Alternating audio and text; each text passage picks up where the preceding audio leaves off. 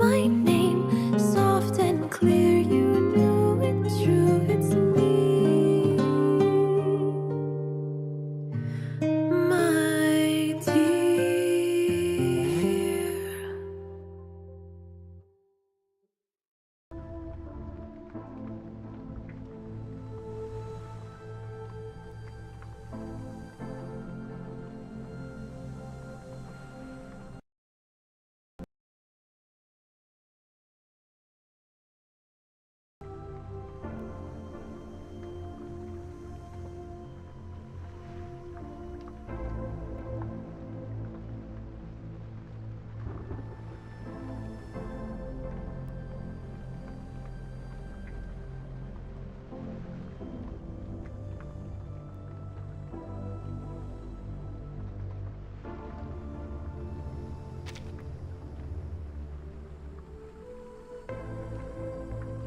Here it is.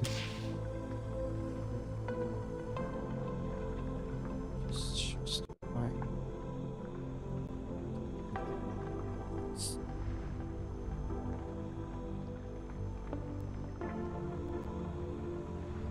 Alright, I can hear.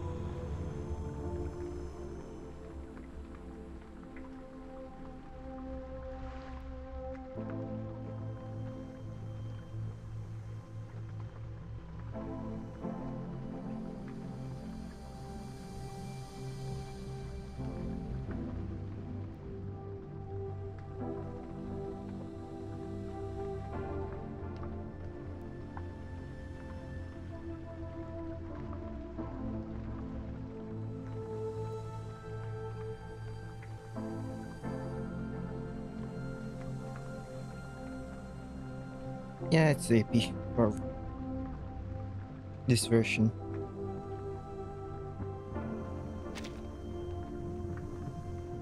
Mm.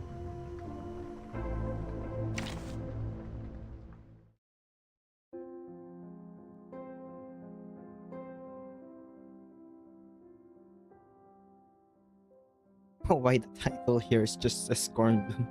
It has its own title. Title of the stream.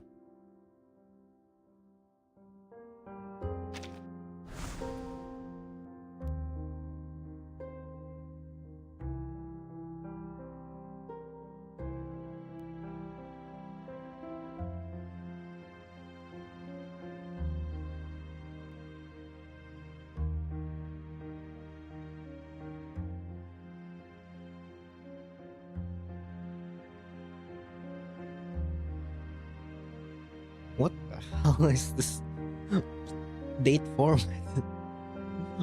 Month, day, year. 1991, March 31.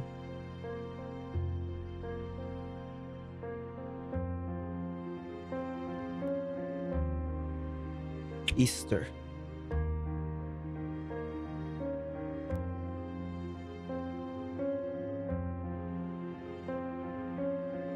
Let me just hear.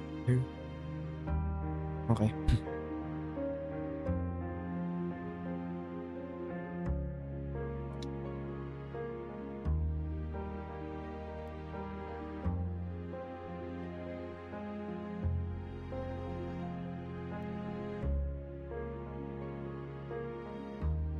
I'll see what I can do after this stream.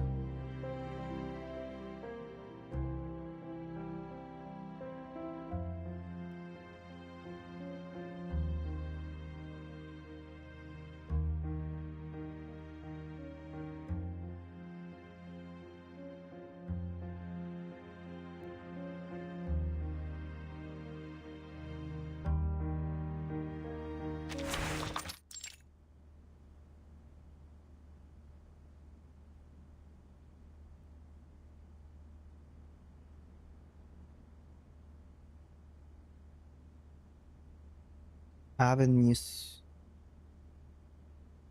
Radio.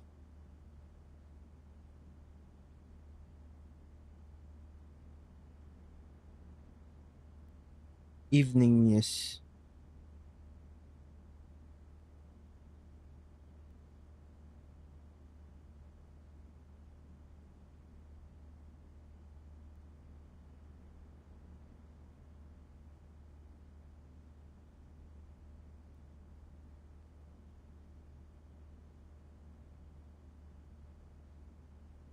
Oh, I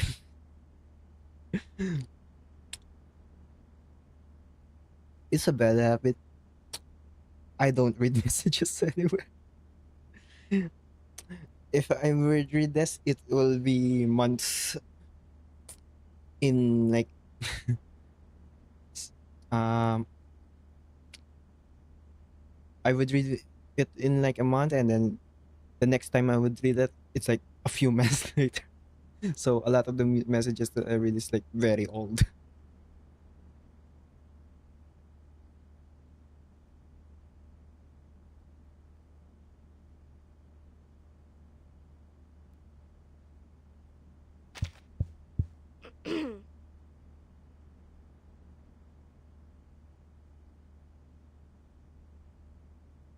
I haven't. Am I even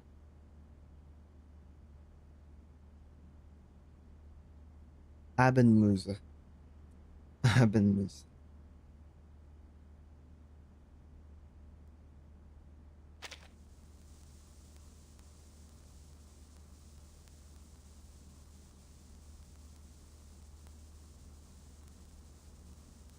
Good evening, everyone. You're listening to Abenmusa Radio, a live call-in talk show. Another night under Berlin's starry sky.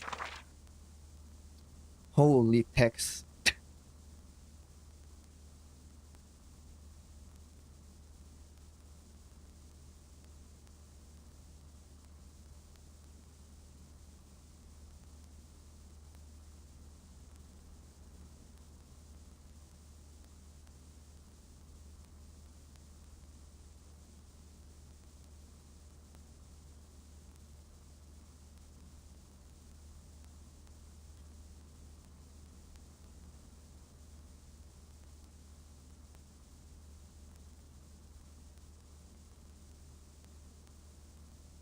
Abenmusa. I'm just gonna read it as evening news. I'm not sure. That's just in English. Evening news. Evening news radio. Radio's predecessor can be traced back to 1964, and it's said to once have held the record for broadcasting non-stop for 99 hours straight, airing all kinds of international music, live performances across different time slots. Not long after I was born, most region could already pick up evening news radio signal by the 80s. It was a household name, especially beloved by young listeners. Though most of the time I was only borrowing a mission target's ears to listen to its programs.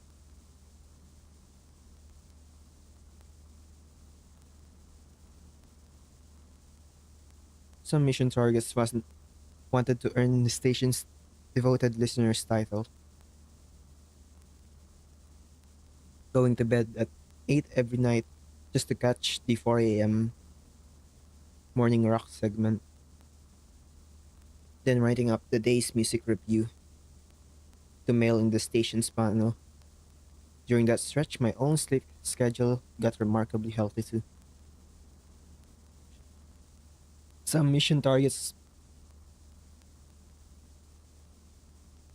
some mission targets would only listen to heavy metal, while their neighbor was a diehard defender of electronic music. The two once came to blows over it, each mocking others' bizarre tastes. And then there were mission targets who were more easygoing. Happy to take in a bit of everything, such as one such lady was a renowned pianist, qualified to weigh in on things like weekly international music trends segment.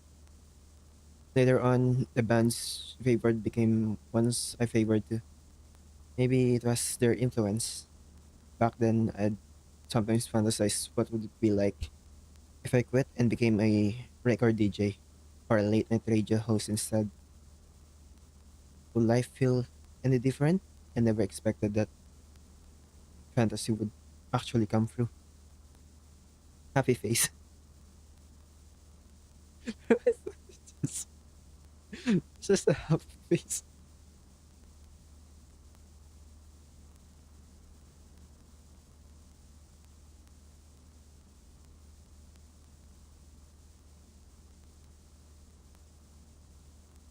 I'm Cornbloom, as in corn bloom, not Bkornblume, like cornflower actually, without the B.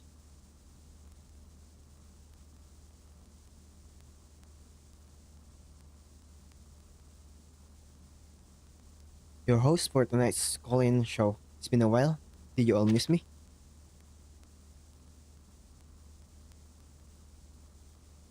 The past call-ins, we talk about family, lovers, so today let's talk about friends.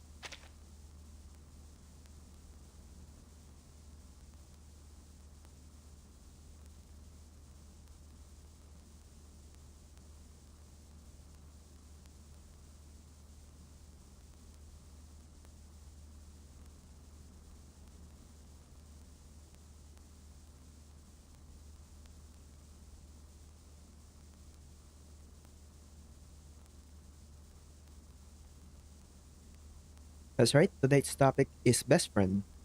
If you got something to share, give us a call at 01234560.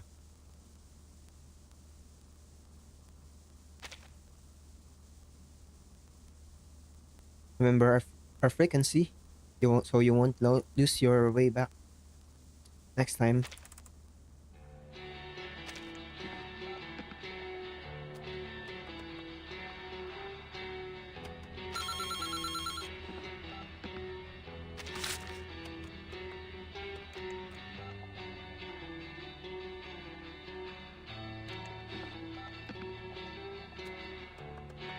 Soon the operator hands Cornbloom a note with the brief details of the caller written on it.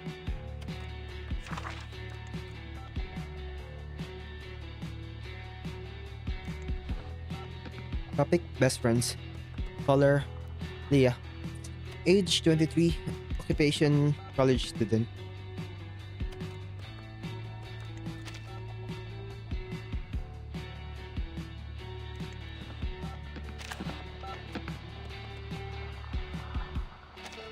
Hello.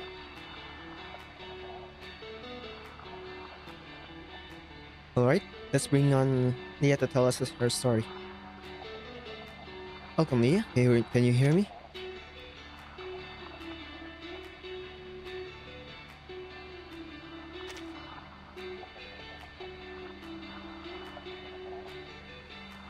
Have this static. Sorry, let's wait a moment. Leah, can you say that again? May Static I clears. ask?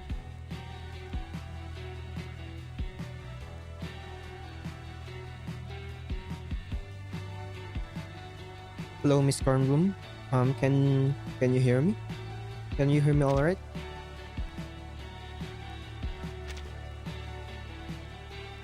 Couldn't be clearer.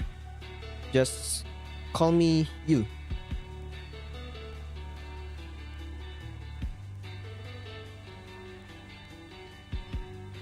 Leah, think of it.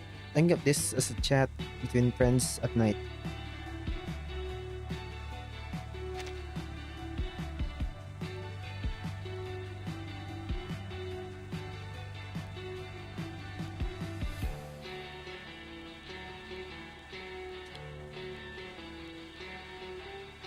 Okay, I've always been your loyal listener. Your voice really puts me at ease. Then does that make me your best friend? you've never even met? Of course it does.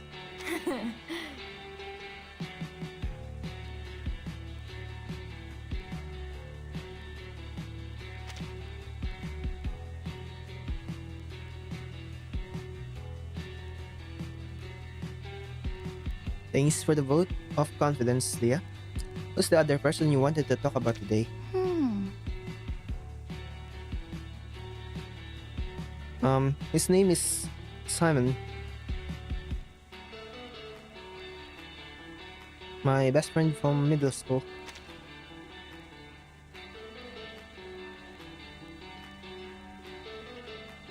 I've never met him in person either. We were pen pals. Back then I was still in school. I didn't really have friends there. And to my teachers I was just a quiet kid with decent grades. But secretly I like a lot of rebellious off the beaten path stuff.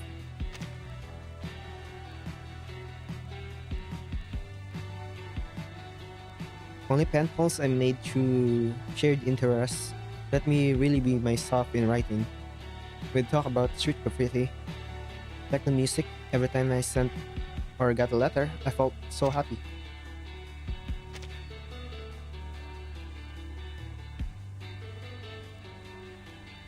If you get a chance, uh, you should all try it. It's definitely more convenient than uh, it was back then.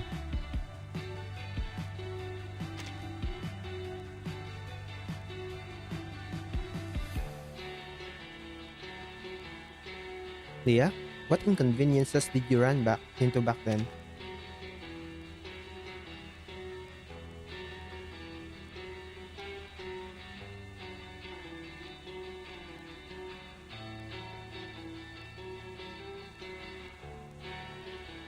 Well, the issue was none of my pen pals were from this country. They were either from Hungary or Austria. What?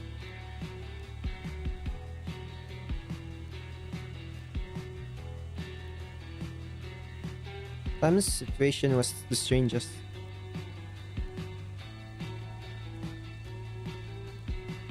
We were both in Berlin, but I was in the east, he was in the west.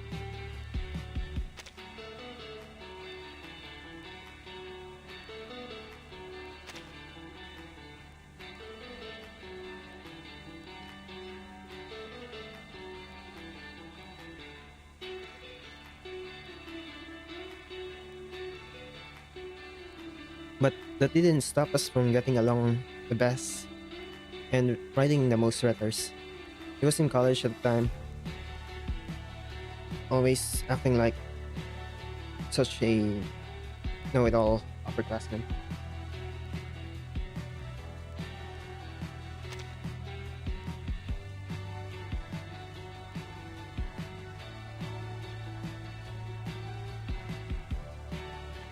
He'd share, he'd share interesting music with me, a little things about his life, complaining his professors graded finals too harshly, that his group project members were unreliable, stuff like that. And he'd say, just wait till you're in college, you'll see. Uh-huh.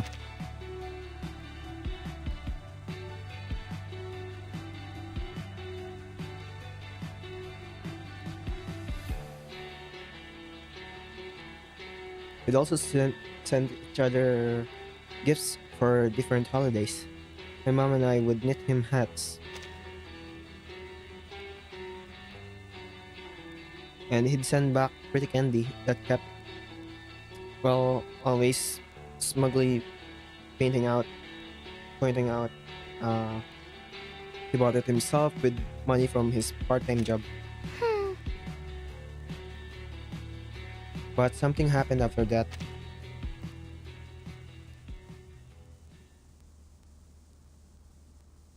Leah, if you're willing, you can go ahead and tell us.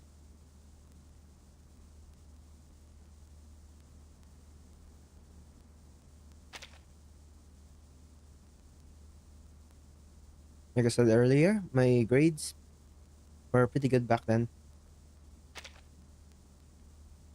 We all remember.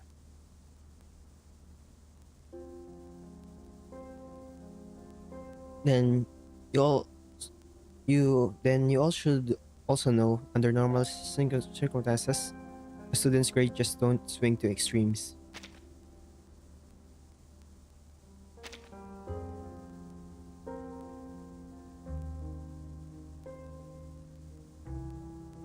But during that stretch, I was just as focused in class as always, studied just as hard, but my exam results kept coming back failing even terrible.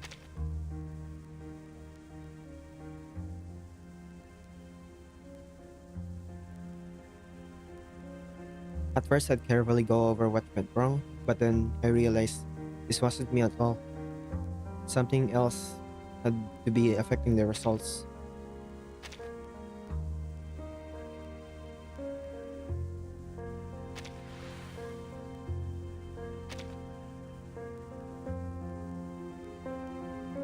Once you suspect something, the evidence becomes obvious. I quickly noticed more and more the letters I sent out stopped getting replies. I understood everything.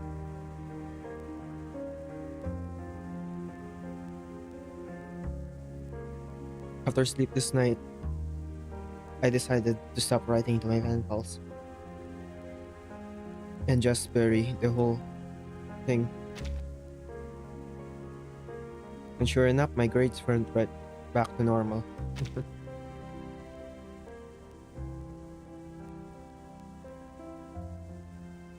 Not until I got to college, where I also ran into strict professors and unreliable group project partners.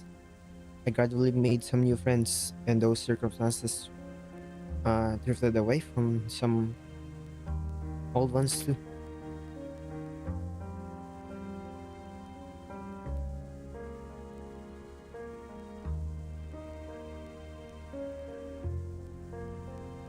The world outside never stops changing. Good things, bad things, nothing seemed to last. Maybe growing up means accepting change, or you could say tolerating it.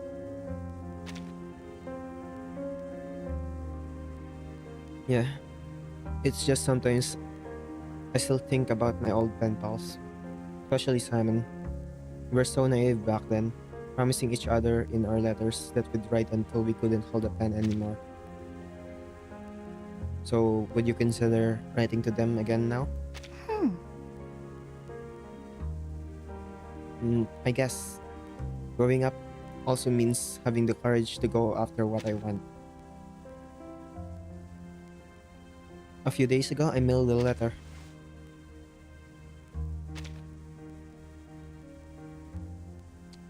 Have you gotten a reply?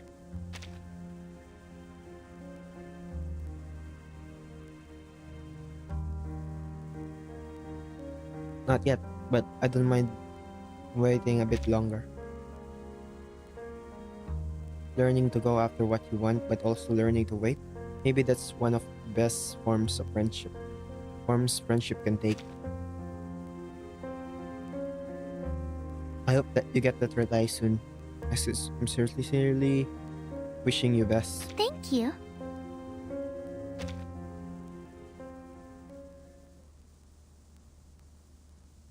And thank you for sharing, Leah. That's all for tonight's show. Thanks for listening. Everyone, see you next time.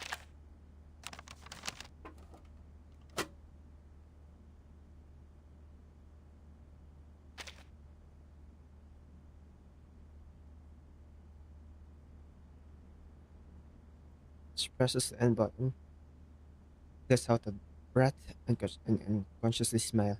She carefully folds the card and tucks it into a box on the desk. She thinks of the cornflowers freshly planted at home and leaves the studio. In the early spring night, still cold here, Bkornblume picks up her face.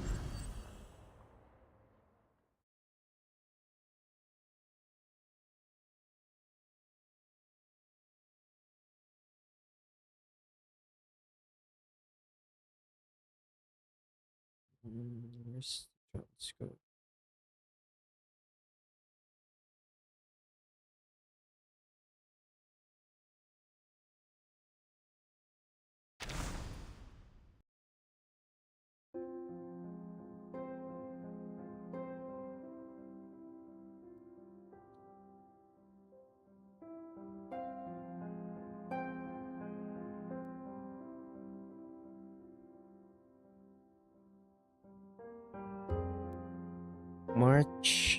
April 7, month of change or changing moons. I'm just gonna say this straight up. Just from that part, I feel like this is the best usage of this format. This feels like exactly what Aleph's character story. It's like how Aleph, what it feels like reading Aleph's character story, which is very reminiscent of this format.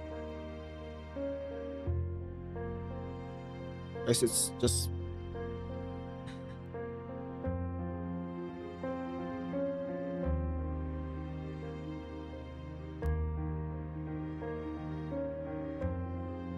because you don't really need it. It's just text. They're literally just talking on the radio and nothing else.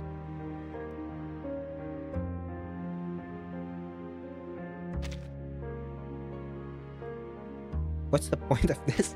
The whole CG is already displayed.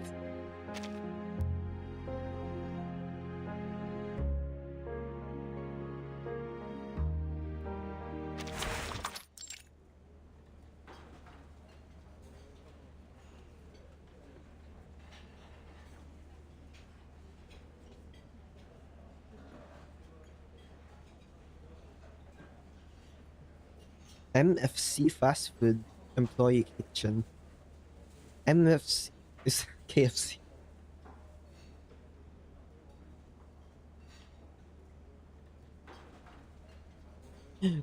Silverwing Eagles should have been in. I don't know why they keep doing this. They could just uh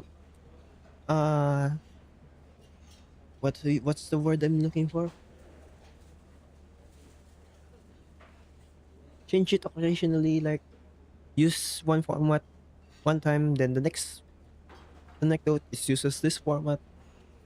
They could just do that. They're so insistent on this on everything, even on stuff that really doesn't make sense for it to have this.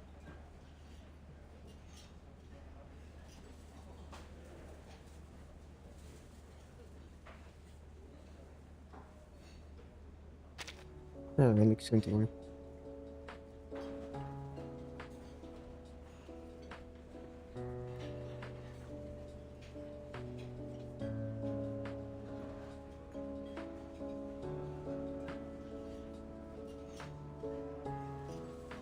Off for no radio hosting tonight, so I can head home early.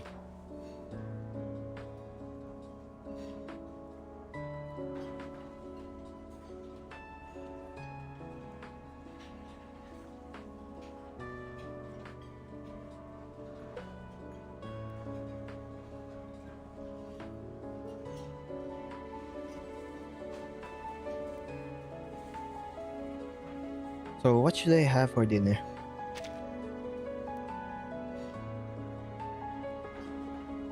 Other when I pass by the department store, I'm rewarding myself for a hard day's work. The whole box.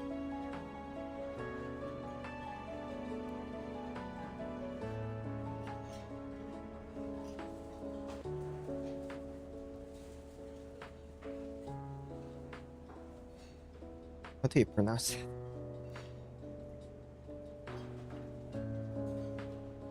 Lübeck marzipan.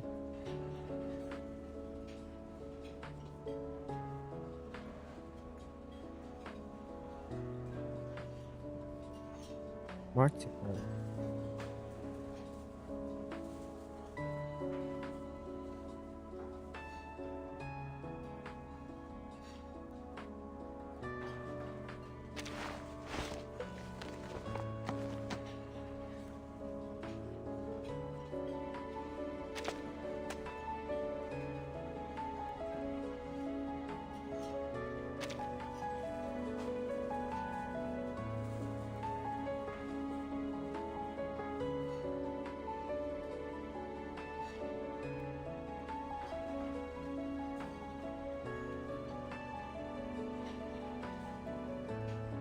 Lure?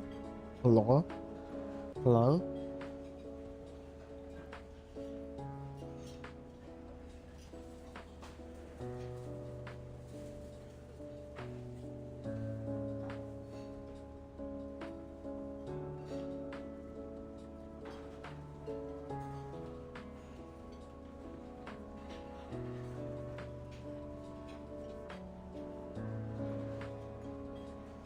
You're always right on time for your ship. Thank you.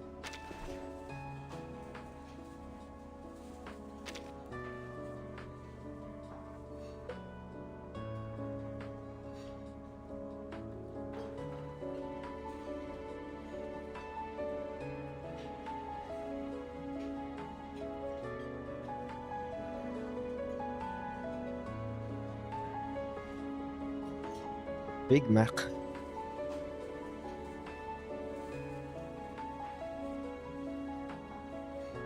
I left you a Big Mac on the table in the back of the kitchen. Don't forget to eat it. Eat it.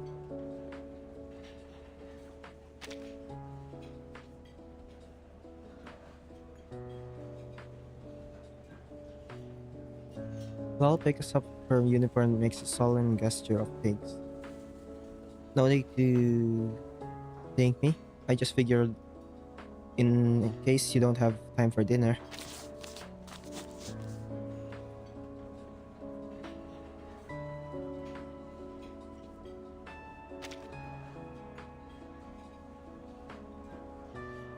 Good luck. I'm heading out. Lar smiles and waves at Bkornblume. Oh!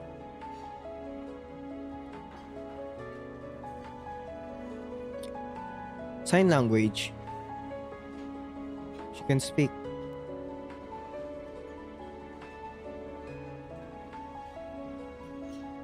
It's probably.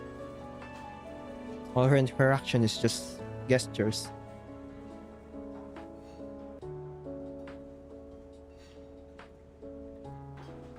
Although she can hear. So she just lost the ability to speak.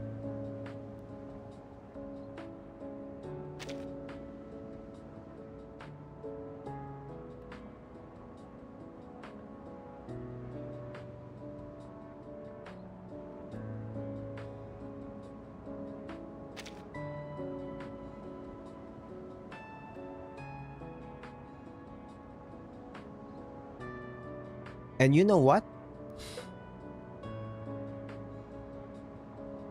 The images that you're using here, it's like full thing and colored, like just screenshots. This is better than whatever they're doing in this side before. It just, I mean, it looks interesting, but I'd rather have this.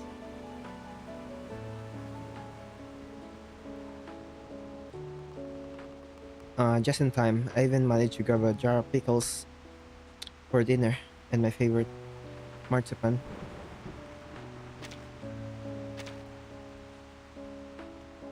Just like that, it's April. The weather's gotten unpredictable too. Just like saying, April does whatever it wants.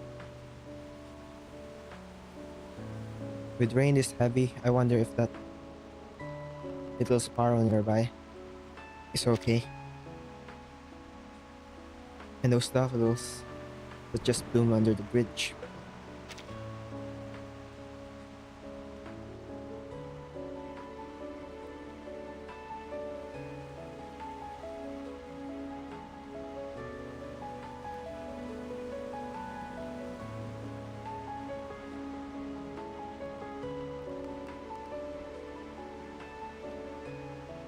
Have to check on them tomorrow.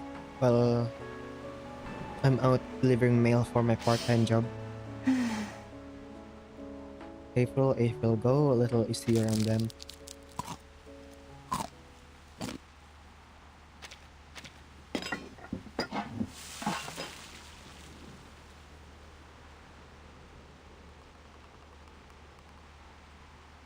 It's nice that I can get marzipan anytime now. Okay, what the hell?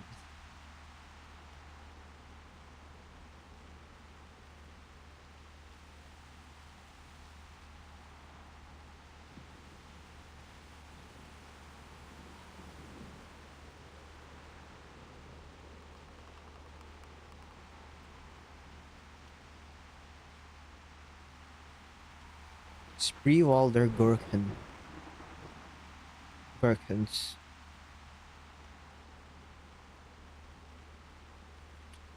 But the old Spreewalder Gherkin still suit my taste better. People say it's really are strange, nostalgic, yet always chasing something new.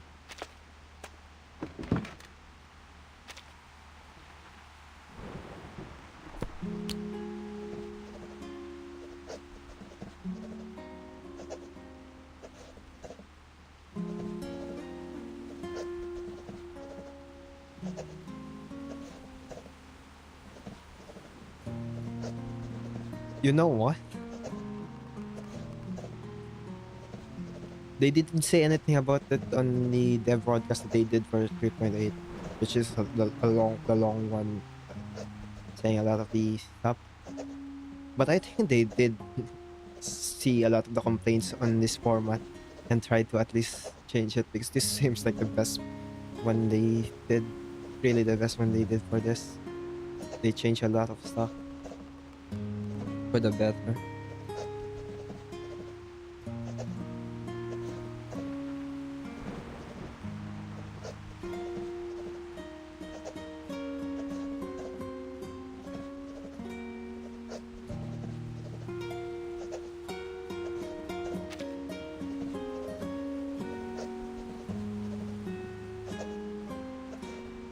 1991, April 7th. Rain. Got off to work early today, tried making a big meal.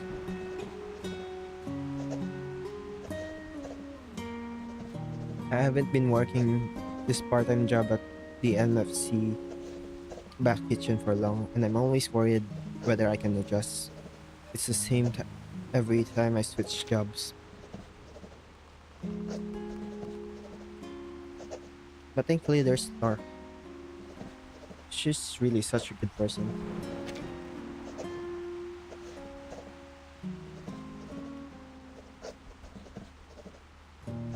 But at the past, I would definitely have seen her as a troublesome mission target.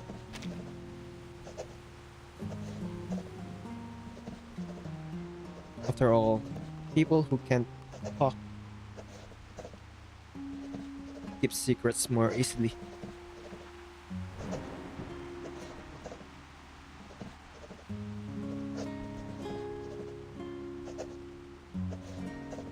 Bold, bold.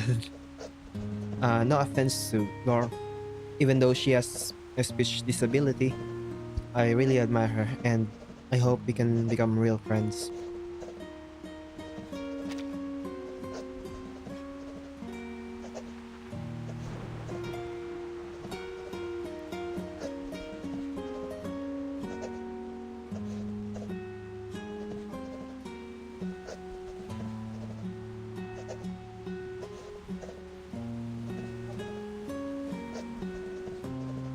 After all, friendship doesn't need to be paid for in secrets. Friendship only needs mutual understanding.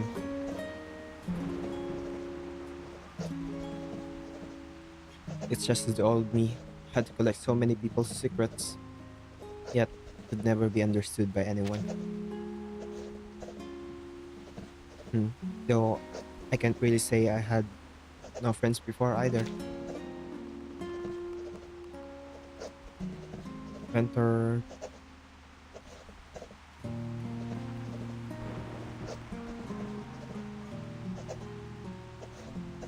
counts as half a friend, I suppose, so that's a one-sided on my part.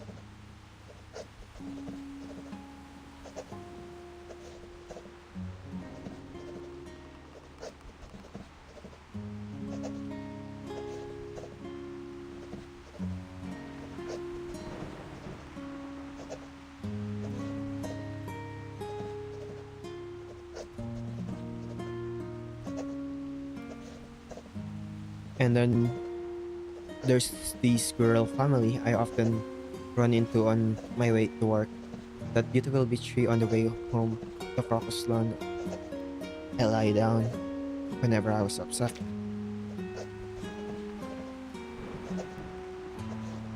And that one special mission target. To her, can I also count as an unseen, invisible friend? Anyway, trying out all sorts of new jobs now also means more chances to meet new people.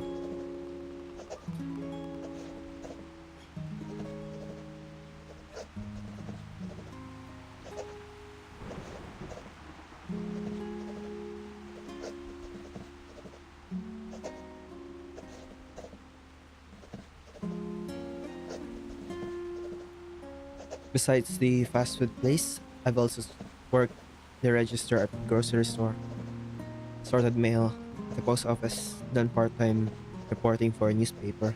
I've run into plenty of unexpected new troubles, but also met a lot of really good people. Even if I can't quite call them friends, yet genuine kindness on its own is already rare enough.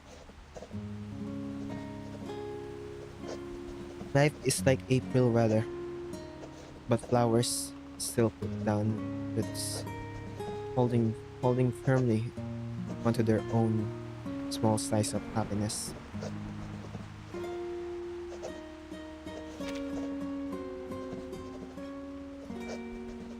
I just wonder, how is Mentor doing?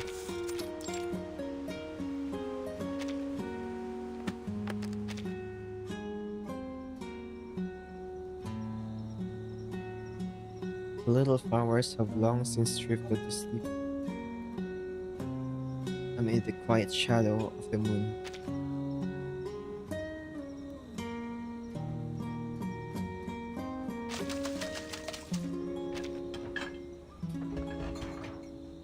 They gently bow their head, slow, swaying on slender stems.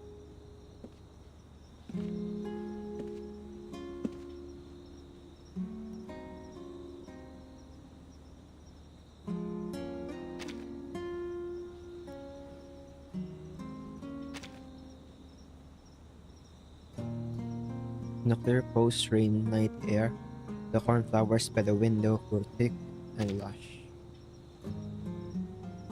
Water them, don't water them.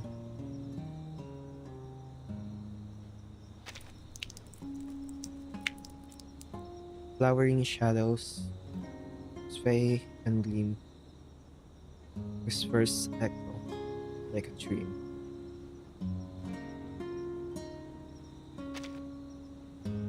Little flowers grow up well.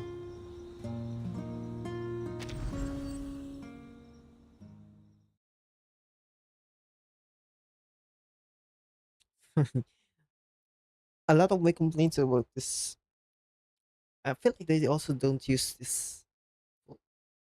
Let me just look at the transcript of an old one. The most recent one, Centurion. Let's see.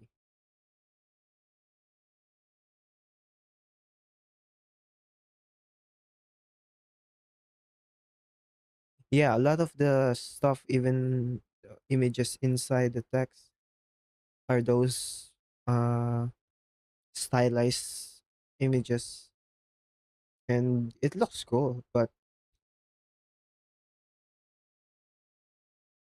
I really would prepare if it's like just this, and then that. That's also good, and then that, and then of course, yeah, seeing characters like this is good.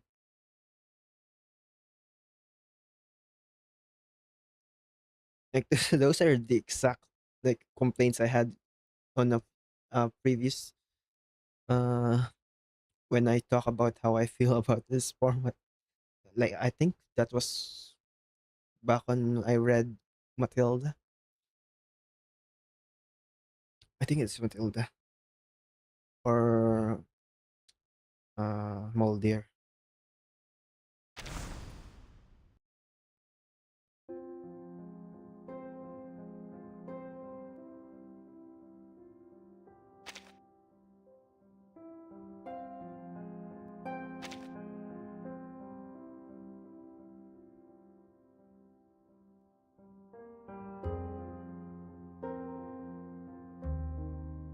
I don't.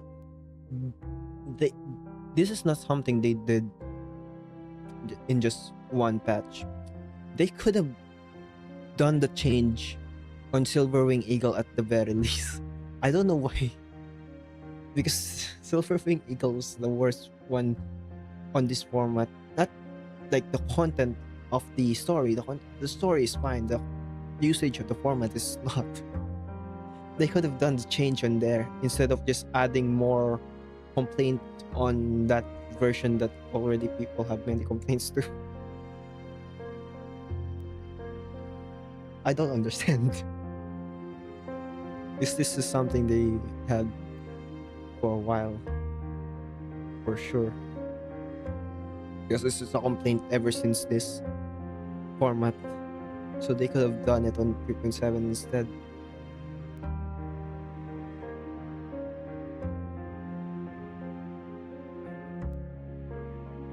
June 21. Summer solstice.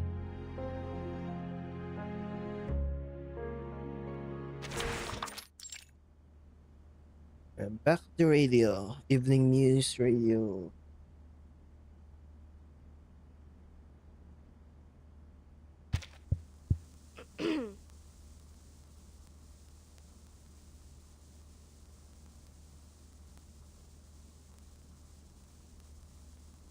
Let me just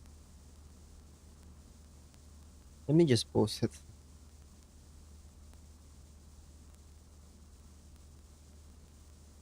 Um, I'm just I'll post it later.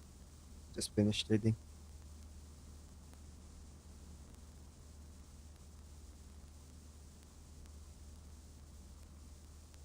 Good evening, friends. You're listening to Ivan News Radio,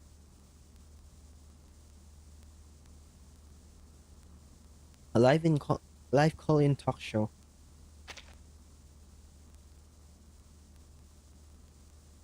Another night under Berlin's star sky. I'm Bkornblume, so happy to be back hosting the call-in show again.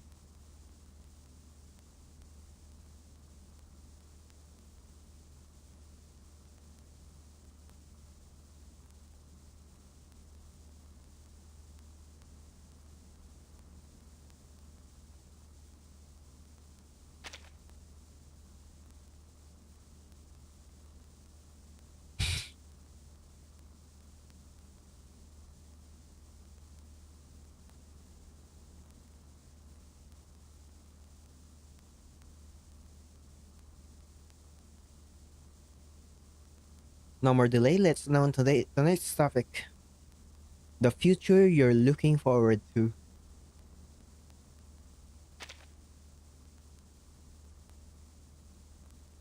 If you got a story related to this, give us a call.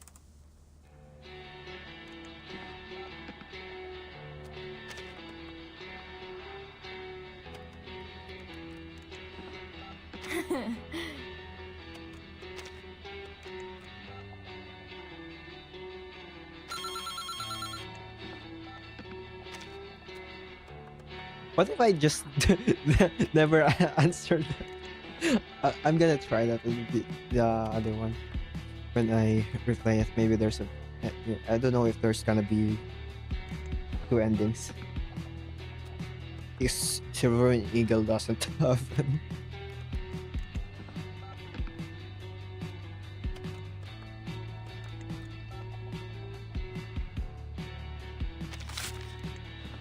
Choice completed. Always. Oh my god, that. I think that answering the call is related to how you get the different ending.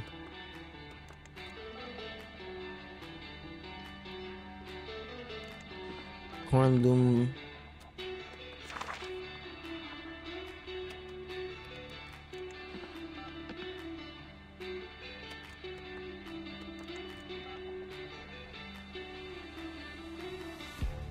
The future you're looking forward to.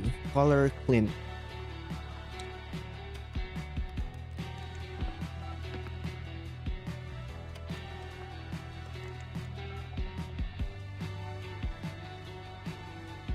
Occupation, appliance repairman.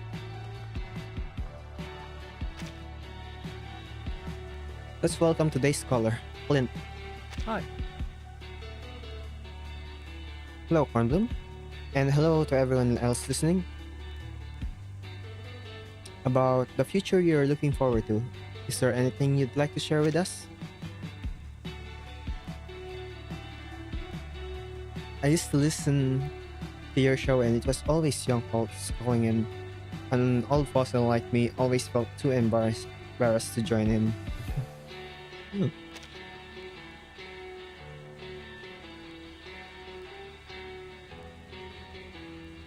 But recently I finally got something I'd been hoping for ages. These past 2 days I kept going on about to my wife. She got sick of hearing it and pushed me to call in. Might as well keep up with the times, huh?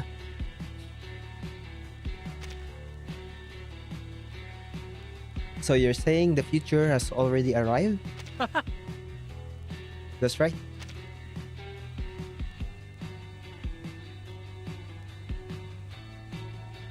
Auckland here has seen plenty of the country's ups and downs, and both my son and daughter are settled with families of their own. By rights at by rights at my age, there shouldn't be anything left I can't get past.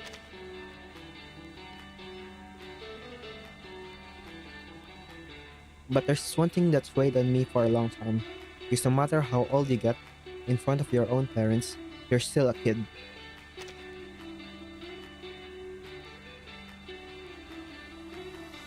Years ago, my parents went over to the West under the pretext of attending a conference. Later, they tried to bring me and my brother over too, but the farewell never went through, and eventually, even sending us things got blocked.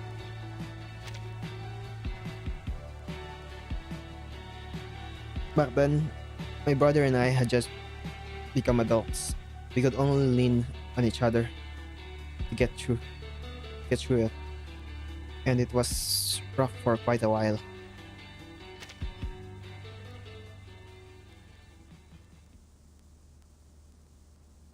Did you resent your parents for it? When we were younger, a little, I guess. But we also knew they didn't mean for it to happen. Later, once I became a father myself, I understood them even better. They must have hated it too. Just had no other choice.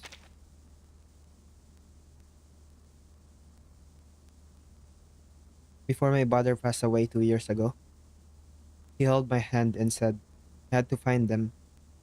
I felt the same way too. That regret's always been sitting in my heart. I'm so sorry.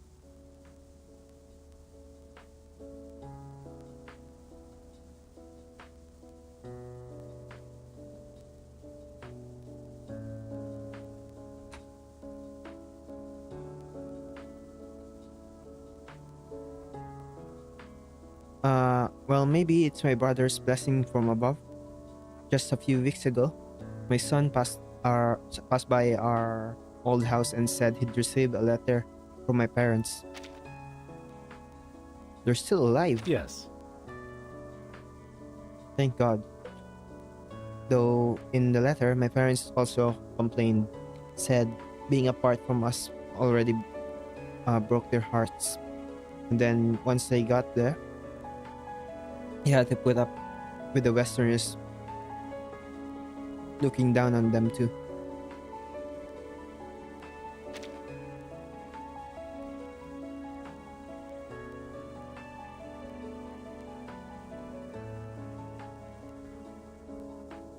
They also said moving in middle age with no assigned job anymore, they had a rough time even just looking for work.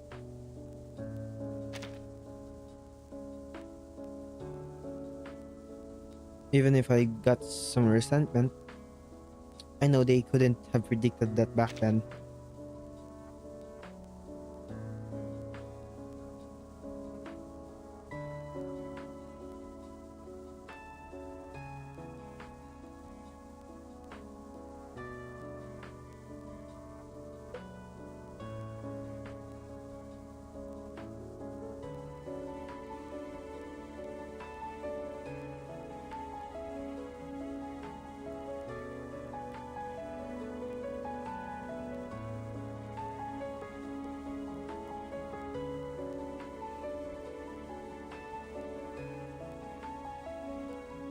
And the letter kept saying sorry to me and my brother, and asking how I'm doing now, whether I've started a family, whether my job's stable. They didn't have much strength left to write, but still wrote such a long letter. I know they had it rough too. So my wife and I talked it over and, and cleared out our spare room, invited them to come live with us. They must have been missing us too, because they said yes right away. Just yesterday, June 20th, our whole family, after all these years apart, finally reunited. I was truly moved. It felt like every hope I'd ever had for the future all came together in just in that one moment.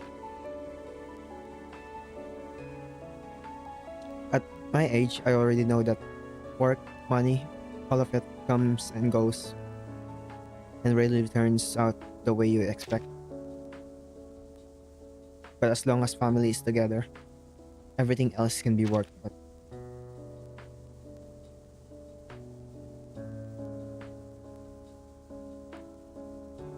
What you young folks value might be different from us old timers, but at the end of the day, everyone's got that one thing they care about the most. Once that's settled, everything else falls into place. No matter how hard the future gets, you can still get through it.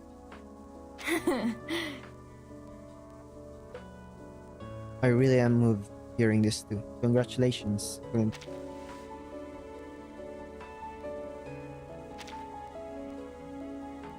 And it's about time to say goodbye, Clint. Thank you for sharing. Thanks for listening to everyone. Uh, Good night, friends. See you next time.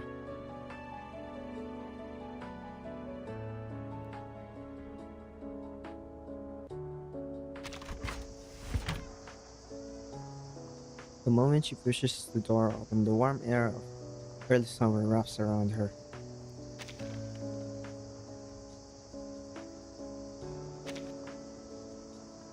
I wonder, what does the future I'm looking forward to even look like?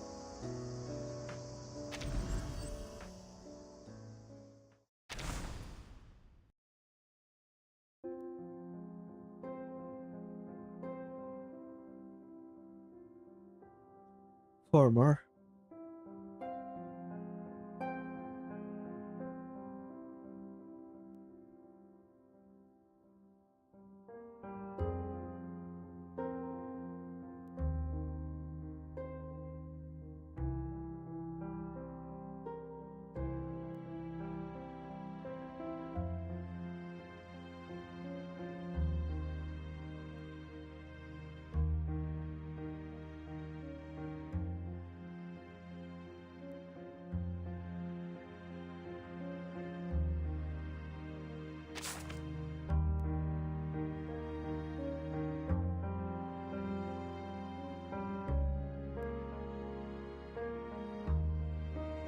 Also, there's no ending thing,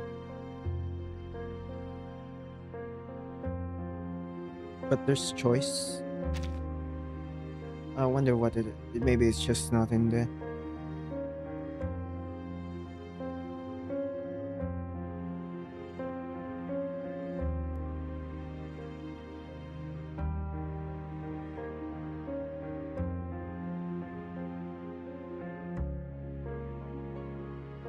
August 28th, Harvest Month.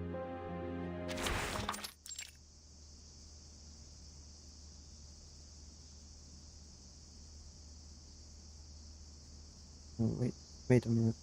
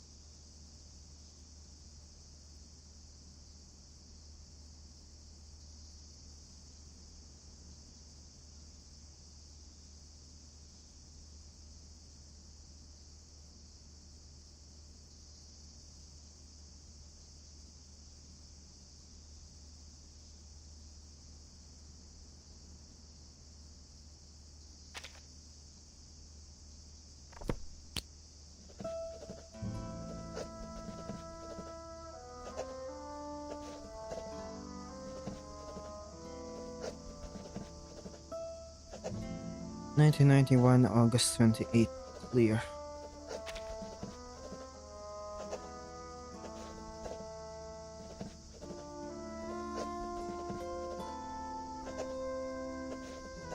During the shift handover this morning, Laura told me today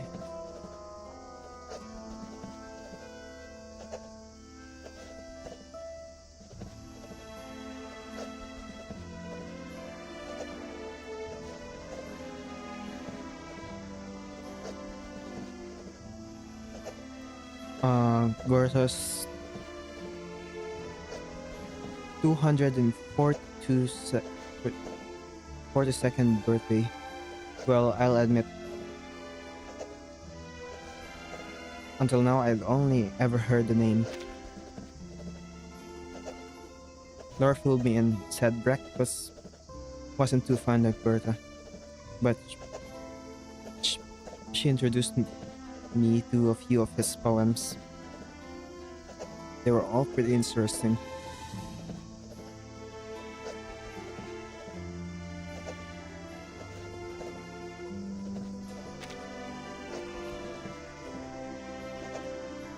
The world's gone through so many changes lately.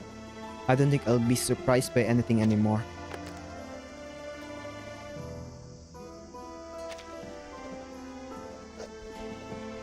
But honestly, I am one of the lucky ones who's managed to live well.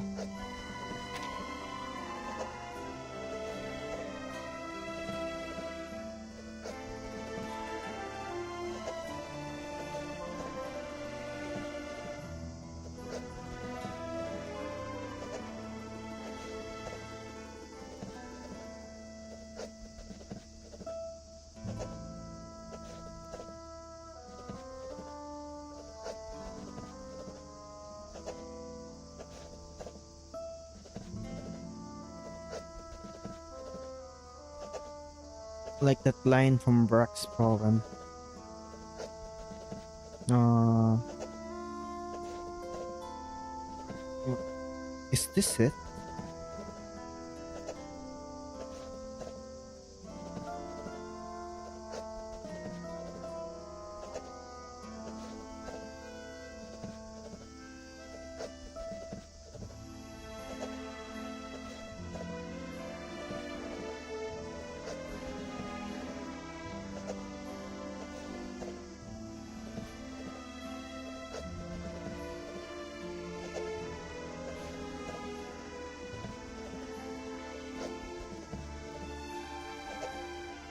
I am not reading that in German. Where's the English one?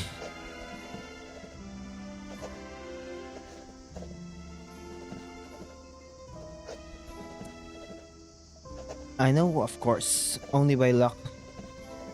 I have outlived so many friends. But last night in a dream, I heard these friends of mine say, the stronger survive.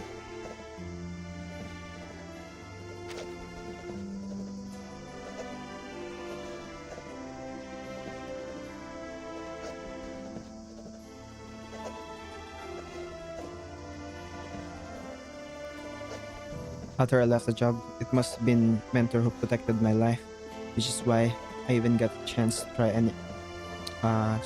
other kinds of work.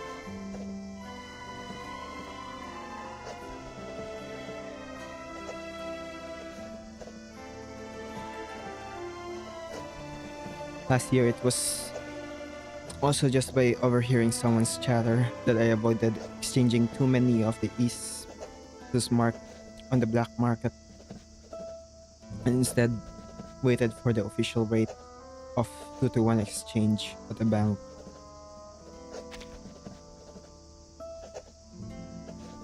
You have to understand, exchanging privately back then could mean needing 20 East marks just to get one West mark.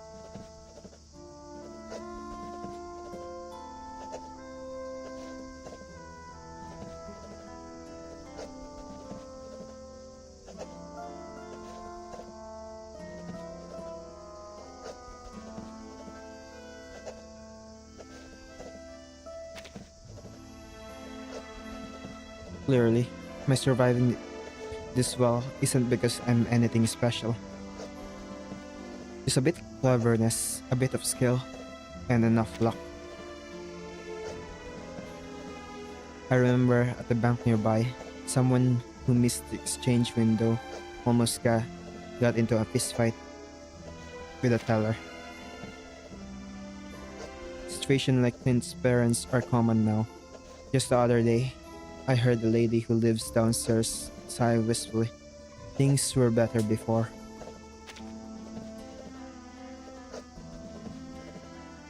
The biology professor upstairs says the same thing. A professor from West parachuted into his department and took the promotion that should have been his.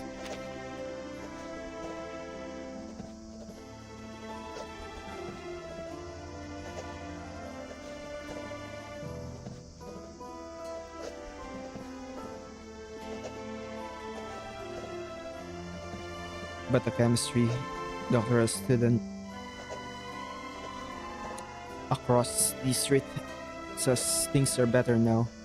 He joined the Western professor's lab, and next month he'll be representing his mentor at a conference abroad.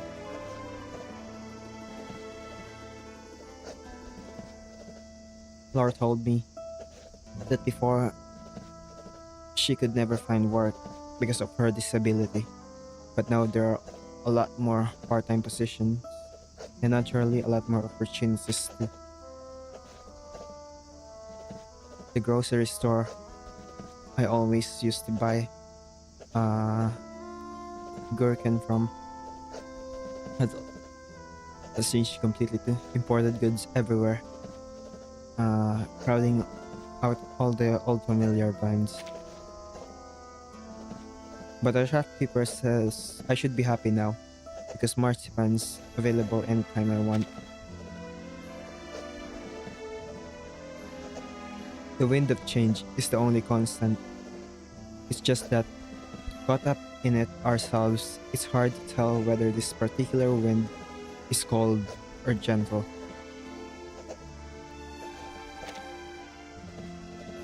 We can either accept it or endure it.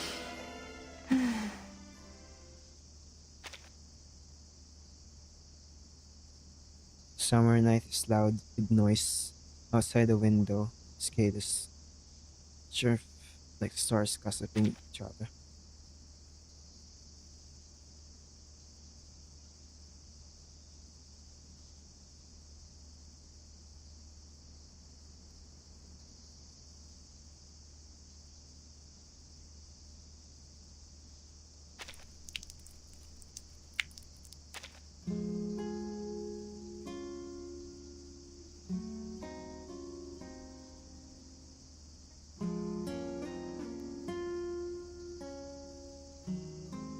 Hmm. Let me check something. Part 4. There's really no. You just. There's no choice on that.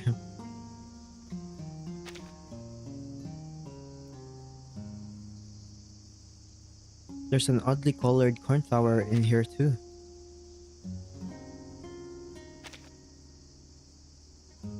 Too bad.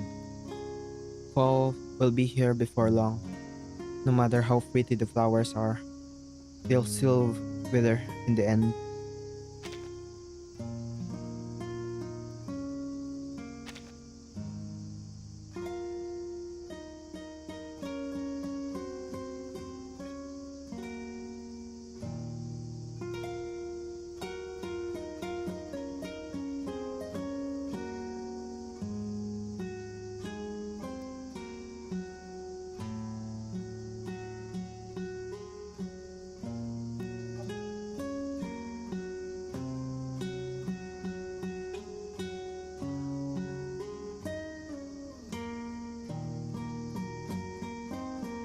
But maybe I could cut them and dry them, keep them looking their best, maybe even weave them into a wreath to give to an important friend like mentor. Dear Sandman, there's still time yet. I'm sure I've still got time for this.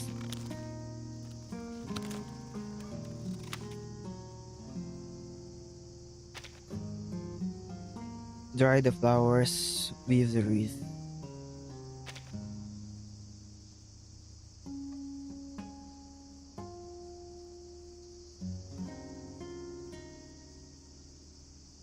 Just dry.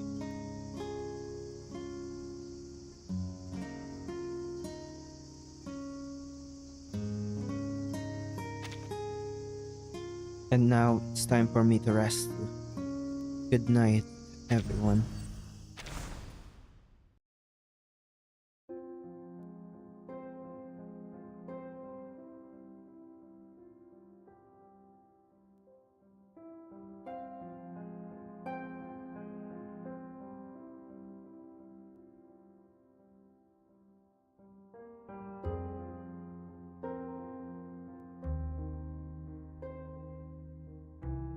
Oh,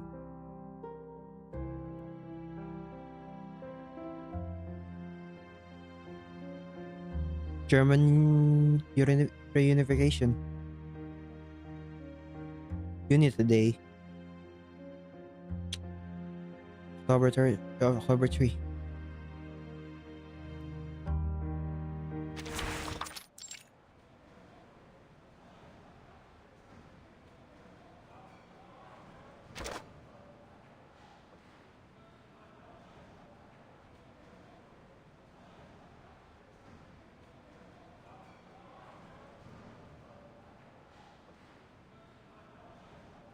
First anniversary of the German reunification.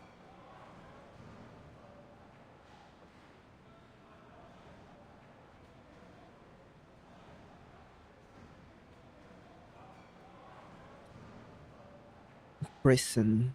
Berlin bit prison.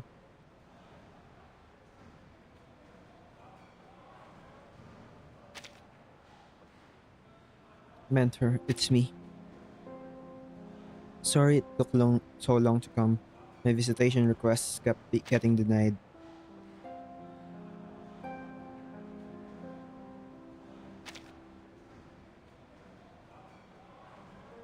No need to apologize for something so small, child. The officials always play favorites, depending on who's asking.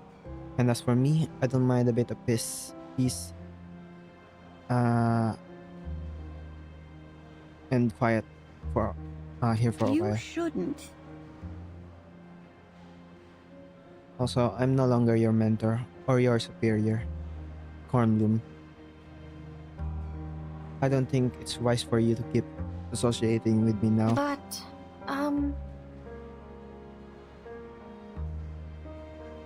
You'll always be my mentor and former superior.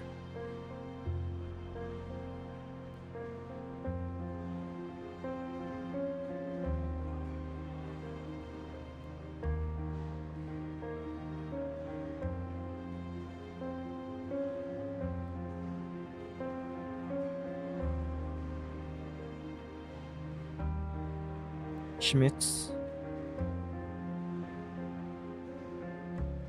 you really did teach me so much, and you gave me my first job too. I found my employment file was secretly destroyed. I imagine that was your doing too. Mentor, there's no way I can ever repay this kindness.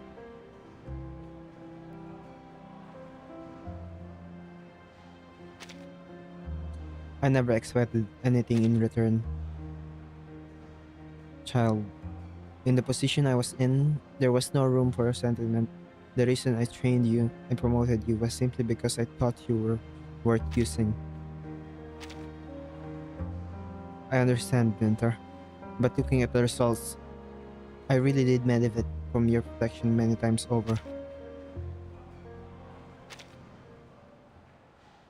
Still as naively stubborn as ever.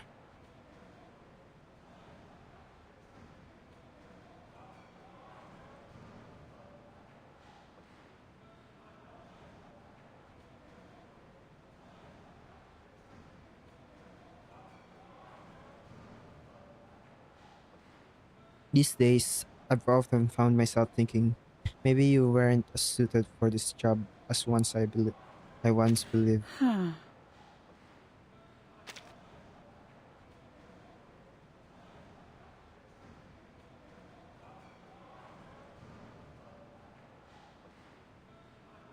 You often have more empathy than most people, but that won't solve your problems for you. If anything, it just brings you trouble. Mentor, I really have caused you plenty of trouble.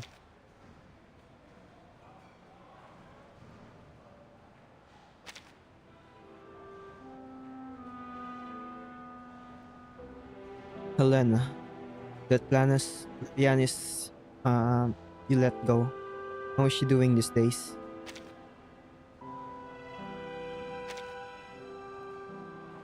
As expected, mentor, you know everything. Of course. Then I have more reason to thank you for covering for me.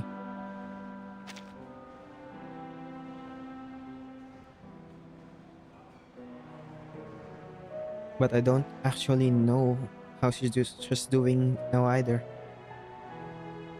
After checkpoint Charlie, I stopped keeping tabs on her. Oh, by the way, mentor, I've been trying out a lot of new jobs lately. My favorite part-time job is at Avenue the radio.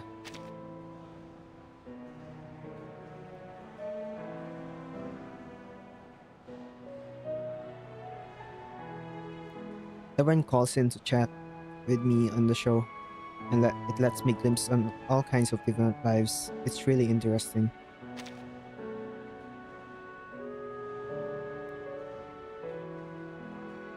I remember someone mentioned on the call that there was an excellent new band over in the West, and their keyboardist apparently shares a name with Helena. But, um,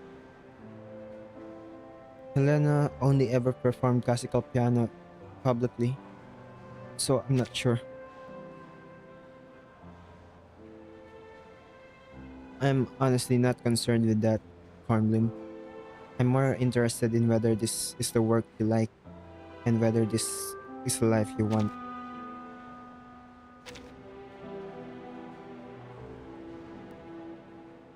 Mentor, I think I can understand some of what you used to do now.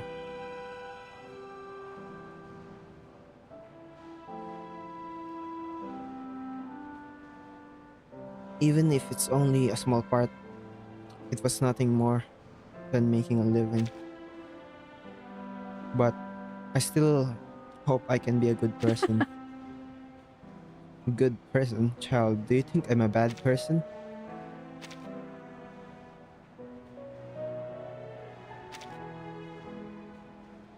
That was actually a joke. Child, to most people, of course, I'm an utterly irredeemable villain. So keeping up appearances doesn't mean you'll get kindness back in return. Being a good person means you'll run into the same kind of difficulty again and of again. course. This is just an old woman's rambling. You don't have to agree with any of it. Girl, hold on to your stubbornness, but stay wary of the price that stubbornness can cost. I understand, mentor, but I'm at least willing to pay for that price for now.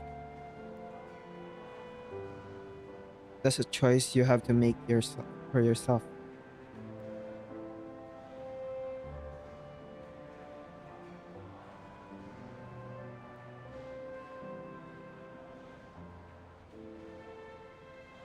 My own life is really just a teaching example for you.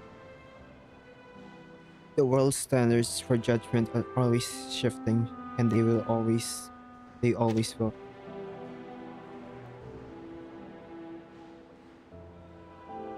The lucky ones happen to land in the right set of rules at the right stage of life, while the unlucky ones might never get a chance at all. It's just that for you, my former student, I wish you the chance to be yourself first.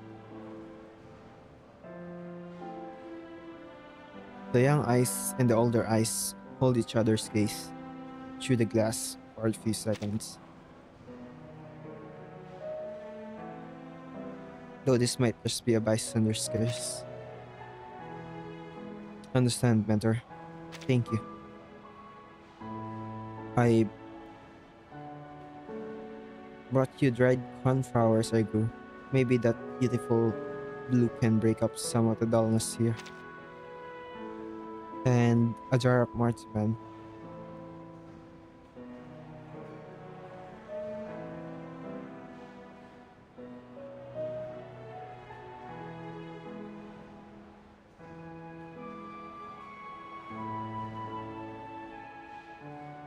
This brand is really good.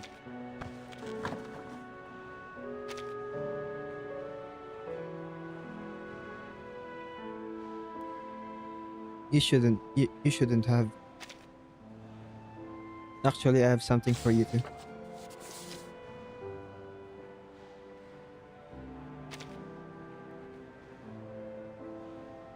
Bkornblume. I mentioned the St. Pablo Foundation in class once before.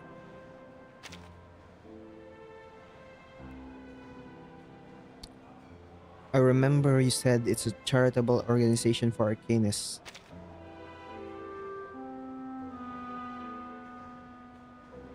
That's how you can think of it for now.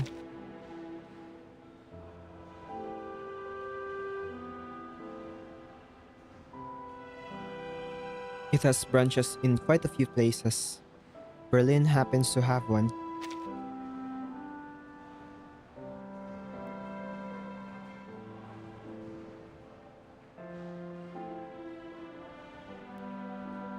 And at the foundation's headquarters, I have an old friend.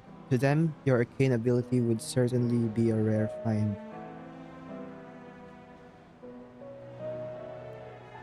Kenna?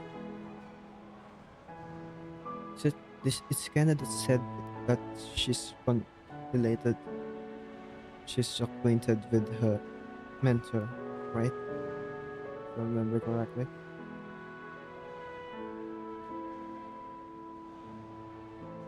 I don't know. Whether you've decided to spend your life doing odd jobs, child. So keep this letter of recommendation safe. If you want, you can take it to the Berlin office. Once they see the letter, they'll know how to place you.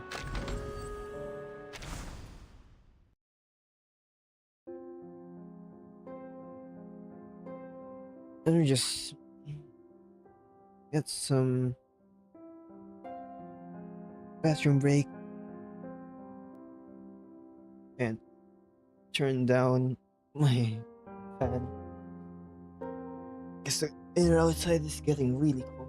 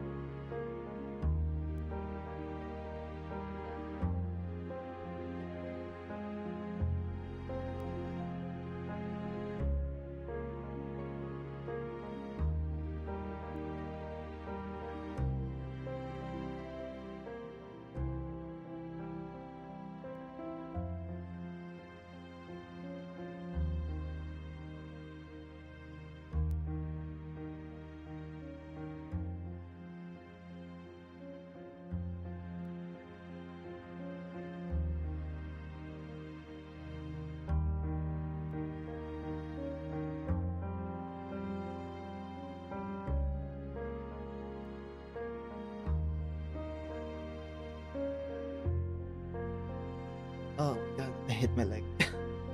My thighs.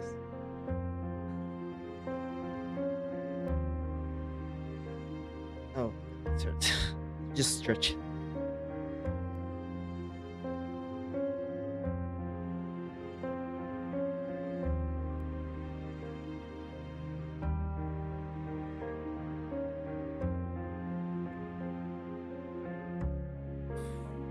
All right.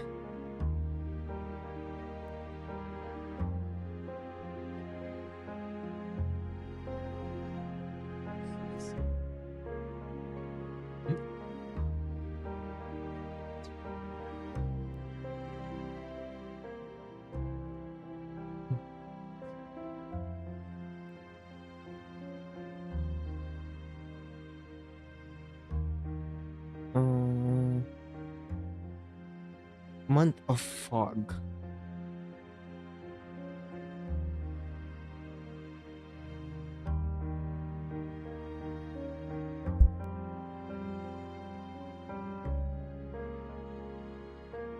November 1.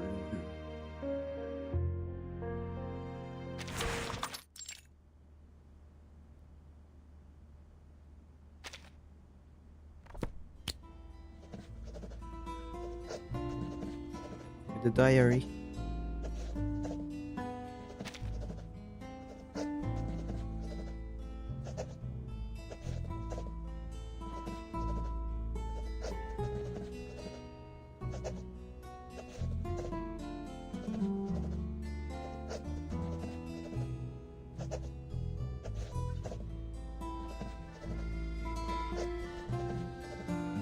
Rain.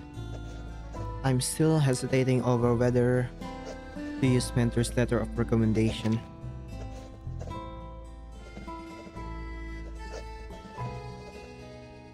I know there are plenty of people right now who can't even find stable work, let alone something that pays a bit better. To have a choice and still hesitate, that might already be a kind of arrogance.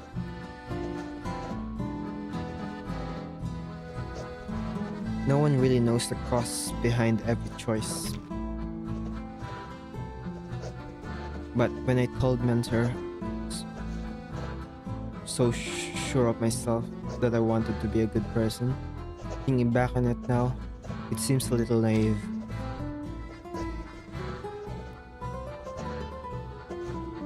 After all, objectively speaking, my income right now really isn't as stable as it was when I worked with Stasi. Though I can't exactly call that a good job.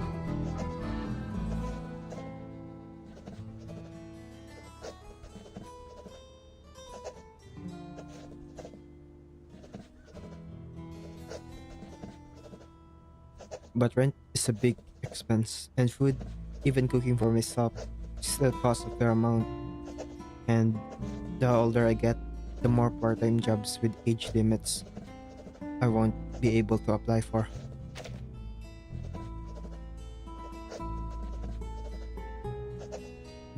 There's never a shortage of parrots for every hole. As they say, ugly as it sounds, it really is true for job seekers.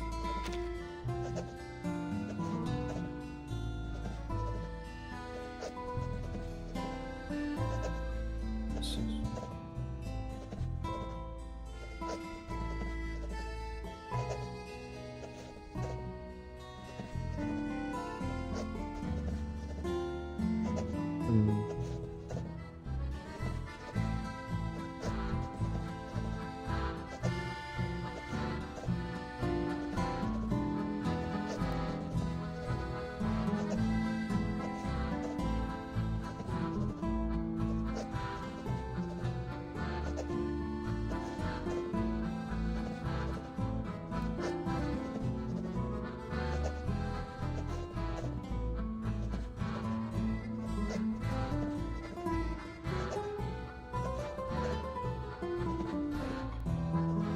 Oh, I put it literally.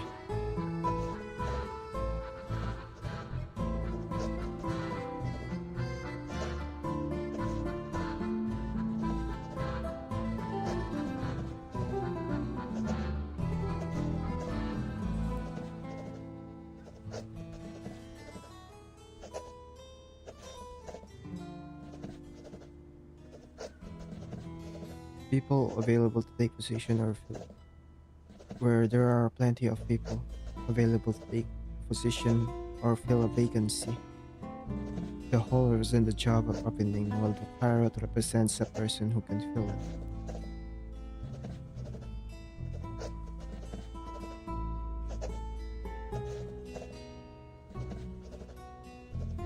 To be a good person, it's not just about having a good heart.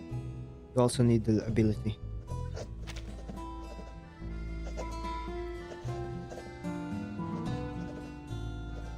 skill. If it hadn't been me who took on Helena's case back then, but someone else instead, maybe she never would have been helped at all. But for an ordinary person caught in the storm of changing times, having the ability to do good isn't easy to come by in the first place.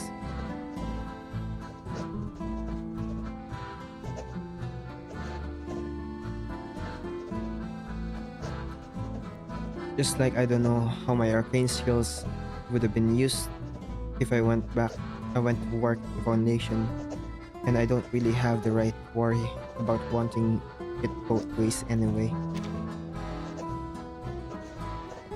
If I joined, would I still get to keep being naively stubborn?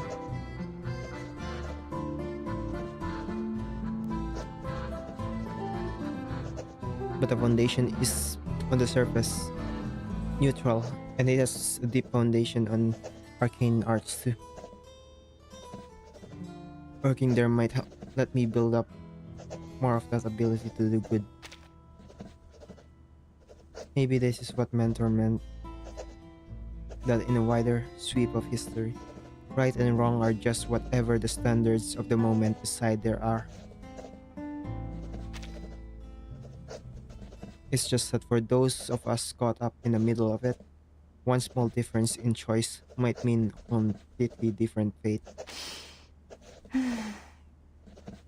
I'll stop writing for now. Time to go take over the shift from Lore.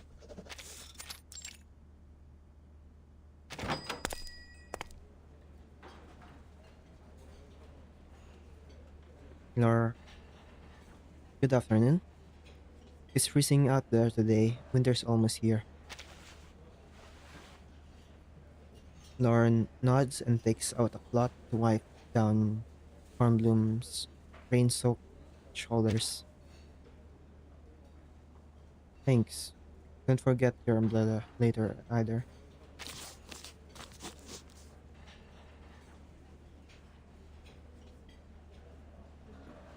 Laura nods again, walks behind Cornbloom and ties her apron strings, finishing with that same identical, pretty bow.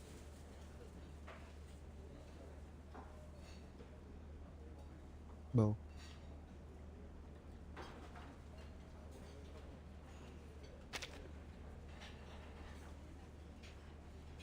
Laura, next time the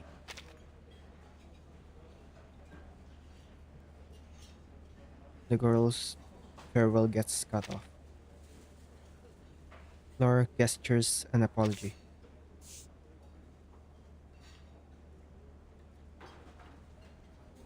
She continues, signing that she's been accepted as a fully funded doctoral candidate in another country and will be leaving Berlin before long.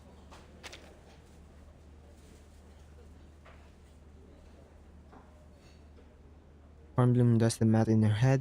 The day their last shift ends, she herself has to be at the radio station for her own shift. I'm s- I'm sorry. I won't be able to say goodbye to you in person that day. Laura shakes her head to say it's fine. Takes a step forward and gives Cornbloom a big hug.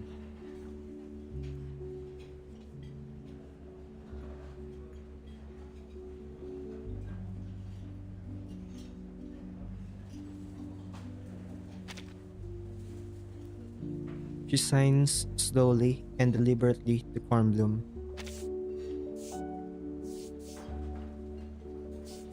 You are a very good friend.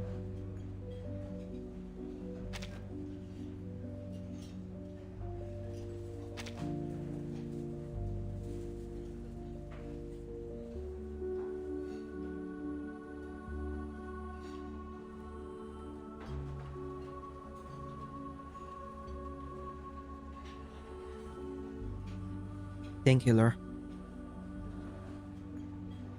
You have no idea what that compliment means to me. Lore signs a long string of words. After that, the gist of it. The gist of it. A lot of time, a good person has to take care of themselves first before they can keep being a good person who helps others. She asked if Bkornblume could give her an address. Can we keep being friends in the future? Asked Penholz.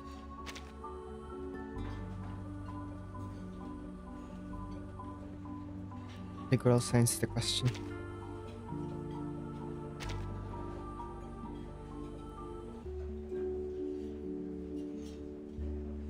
You can send it to the public address of the St. Pablo Foundation's Berlin, Germany office.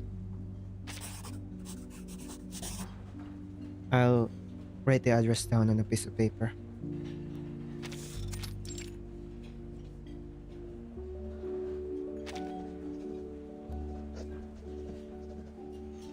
I decided to accept the opportunity Mentor gave me.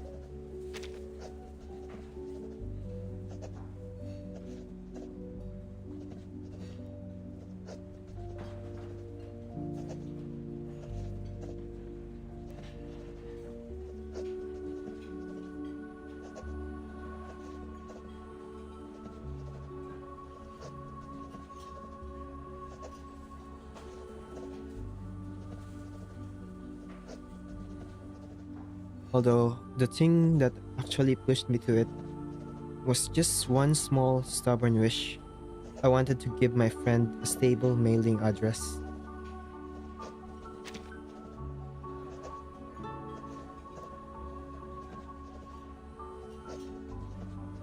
I don't know how the future will turn out. I just know I don't want to lose a friend simply because life moved into a new stage. Hello. Oh, shit. Um,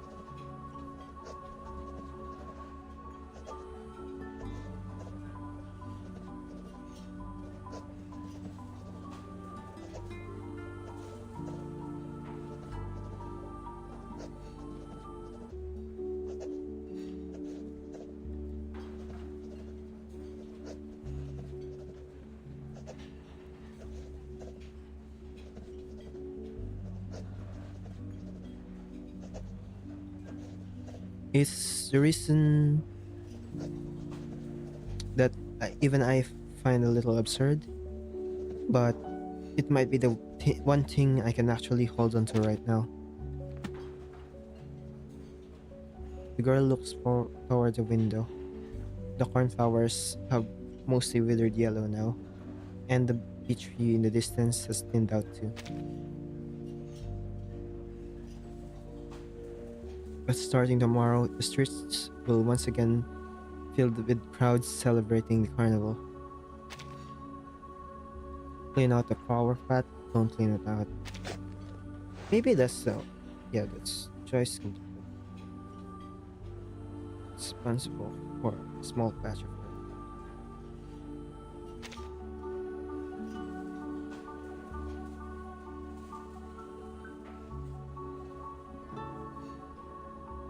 Bkornblume thinks.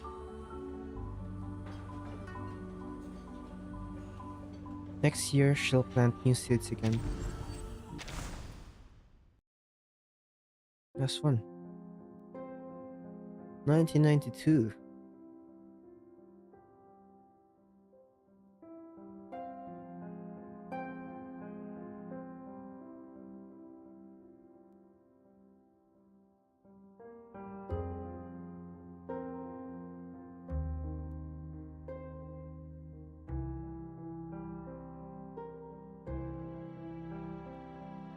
After the month of Janus, month of January,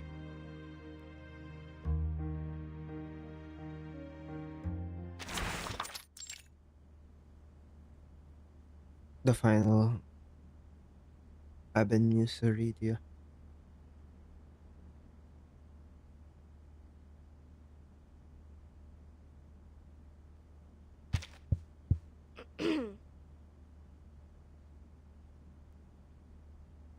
Good evening, friends. You're listening to Avenue Radio.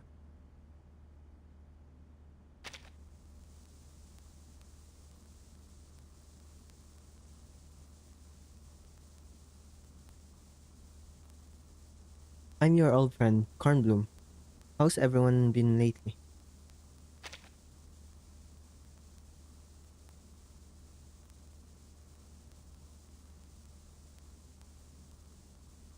Tonight's show is a little different. We won't be taking any call-ins for now. I'm glad, but also a little sad, to share some news with you all. Due to a change in my career plans, I won't be hosting the call-in show anymore after this.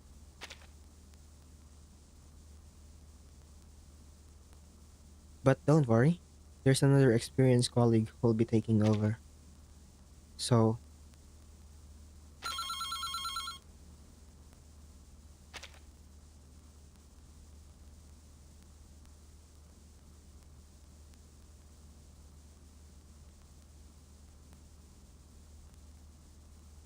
the operator looked at the host with his eyes, asking how to handle it.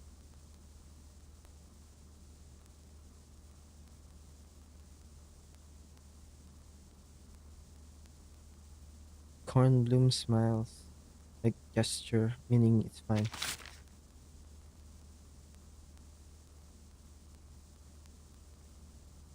Operate.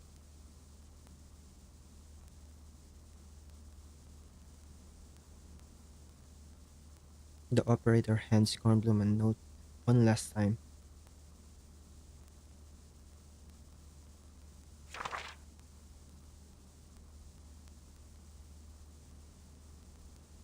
Helena, age 26, patient pianist, topic none.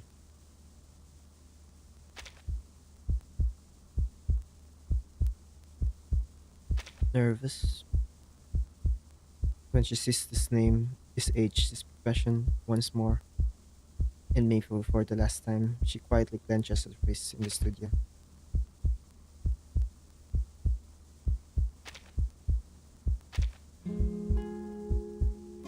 Friends, we just got a last minute call in request.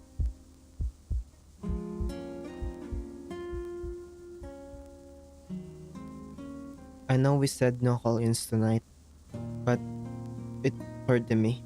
The very first time I talked to all of you under the name Cornbloom, it started with a call in too. So let's end it the way we started. On this last day too. Let's hear what this Miss Helena would like to share. Hello. I'm Cornbloom. Is this Helena? Hi. Miss Cornbloom, thank you so much for making an exception to let me call in. No trouble at all, Helena. Maybe it was meant to be that I'd get to this time hear your story through a call in.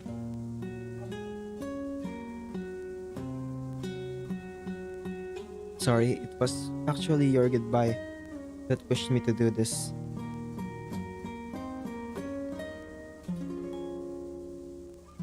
Because cornflowers, blue ones especially, have always been my lucky charm.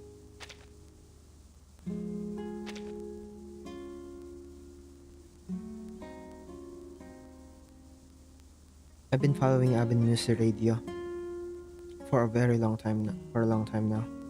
But Out of all the call-in shows, your voice has always been my favorite. Miss Cornbloom, what a coincidence that you're named Cornbloom too.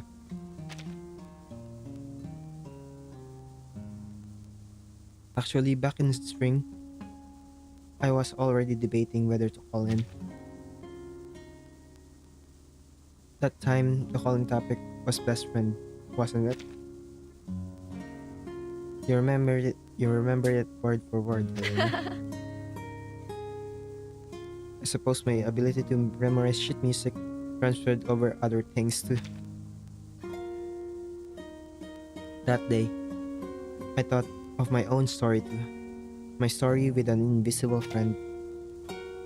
I don't think it's late to share it now.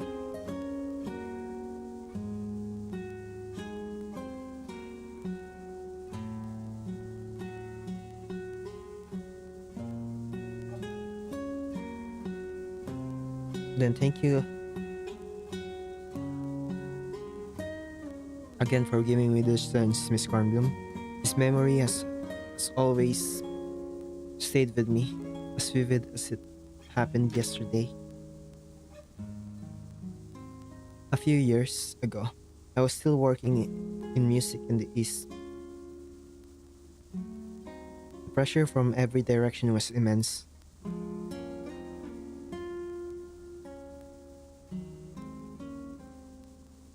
And there was even a time I thought about ending it all. My only comfort was that on the corner of my building, on my way to and from work, even at performance venues, I'd always see blue cornflowers blooming so vividly. You could say that bright streak of blue became the thing that kept me going and encouraged me to try new stages. I see. And I also knew clearly that maybe there was an invisible friend out there, just like those cornflowers, present in my life, like constant shadow. As the pressure kept going, so did my doubts, and in 1988, 4 years ago now, I got a chance to perform in the West. In a flash, I made my decision. I decided to move to the West for good. But along with the rush of finally deciding, an avalanche of difficulties came too.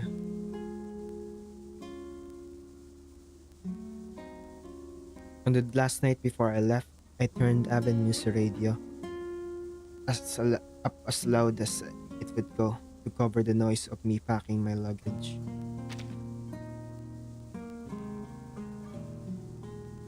It was the radio's voice that told me to sleep too, as I tossed and turned that night.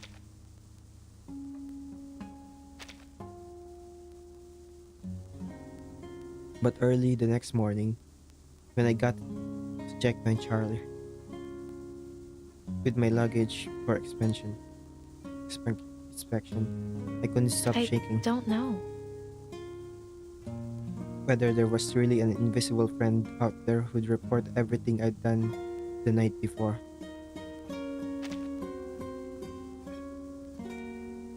Or whether my luggage would look suspiciously full. But just as the inspector was about to start questioning me,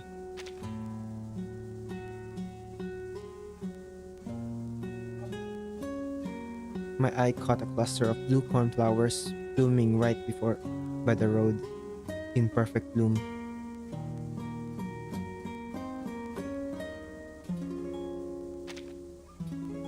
Your lucky charm.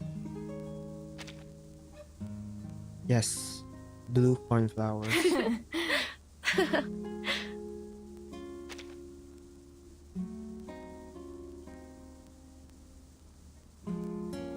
It hit me in the moment, and I struck up a conversation with the inspector at a checkpoint. This Rotten April weather does whatever it wants, but look at this cluster of cornflowers still fighting to bloom anyway.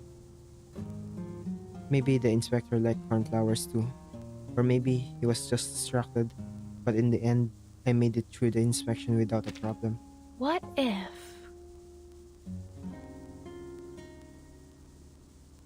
After that, blue cornflowers became my lucky charm for good, and I'm grateful to that invisible friend too, if such a person really exists.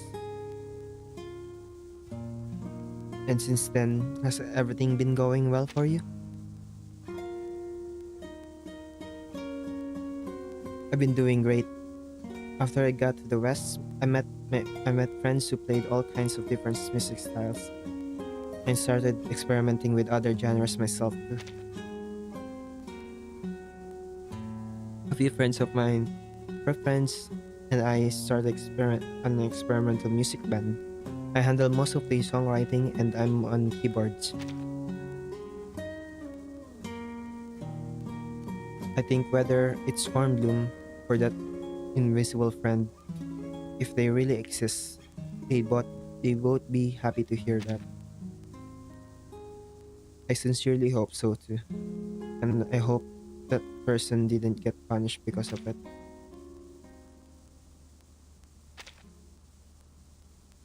Narrator reminds the host that time is almost up, but just as Cornbloom opens her mouth to speak,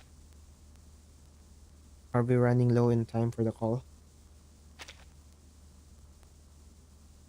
Yes, Lena, I'm sorry, but no matter what, even if that friend has been punished for it, she would have been happy about it too, and she might not be quite as wonderful as you imagine.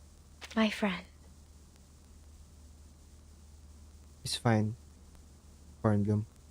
For people like us, being a pure idealist is just too hard. Being kind once in a while is already enough to call yourself a good person. Time's up, but the call button is switched up. Another night under Berlin's starry sky. Thank you all for listening. And lastly, I'd like to read you all a poem I really love as a parting wish.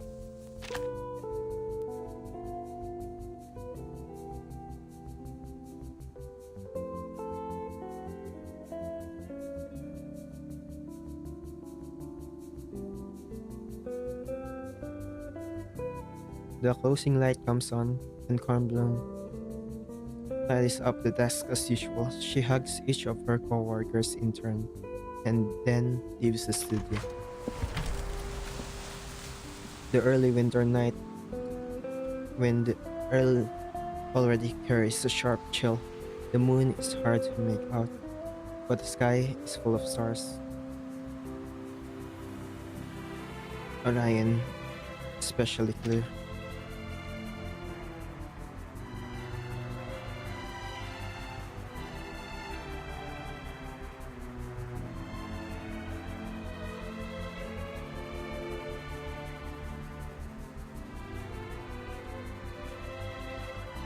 I think this one.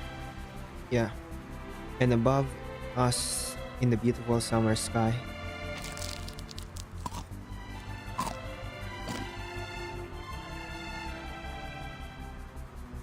she stops under a street lamp where she usually checks her part-time work schedule, takes a piece of marzipan from her pocket and puts it in her mouth. From her other pocket, she takes out a small card with Helena's information. She smooths it flat, folds it, and tucks it into the inner pockets over her heart.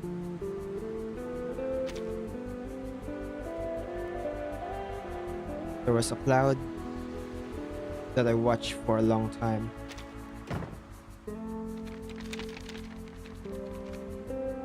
Starlight faintly lights up the unlit room. The night wind slipping in through the half-open window, rustling the pages of the diary in the desk. was very white and immensely high above. Bkornblume hangs her coat bag on the hook behind the door, takes out a pack of cornflower seeds she brought today, and sets them down beside the flower pot. On a fresh page of diary, she pastes in a small card along with the dried cornflower. And when I looked up, it was no longer there. I'm Bkornblume. Thank you all for listening. Good night.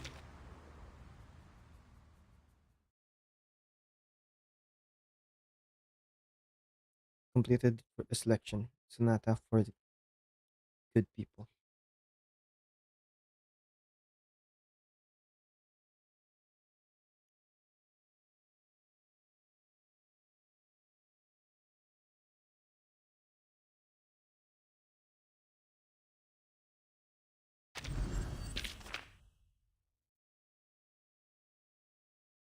You check the transcript.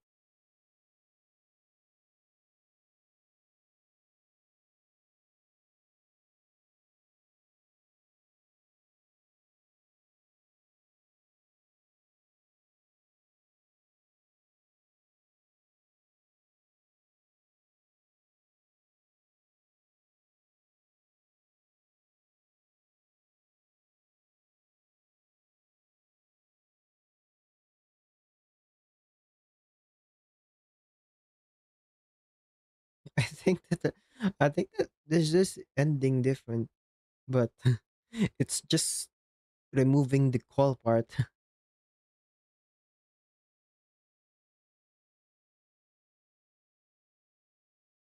Maybe that's the other one too.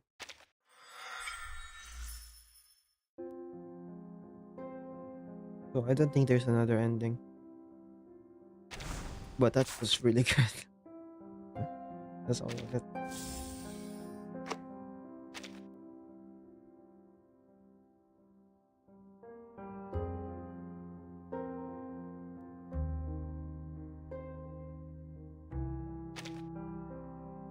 Yeah, there's no branching paths. Maybe just check if I don't answer. If I don't answer.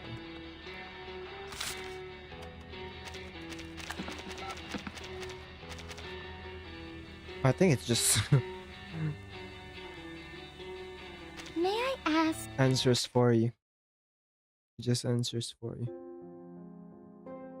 That was the best usage of that format. The diaries plus the radio part.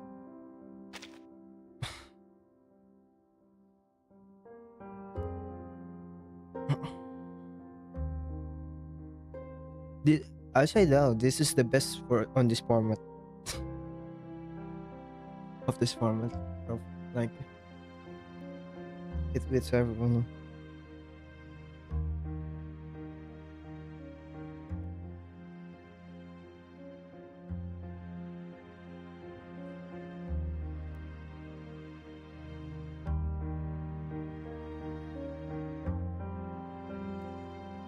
And aside from the talk of the format, the content itself, really good. It feels very similar to the story of this, the main story of Dispatch. It's very down to earth, if that's the right word. Very human.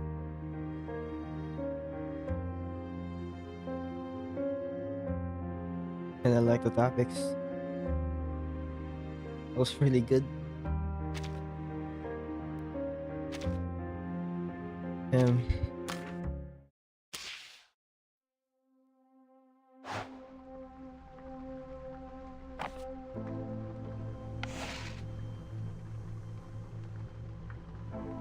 there's some of the because some of the ending really does not like change much. Like, what's the point? I feel like they're just doing the first. I think they put that the two endings just to just justify changing the format, but in reality, it's not really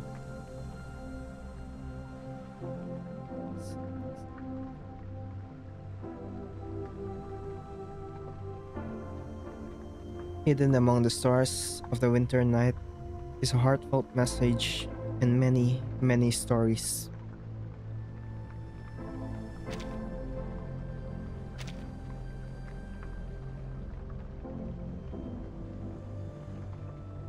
All right.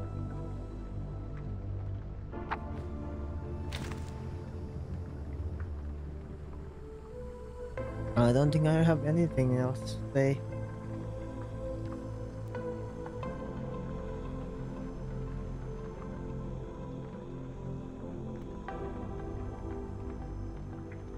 But that's really good.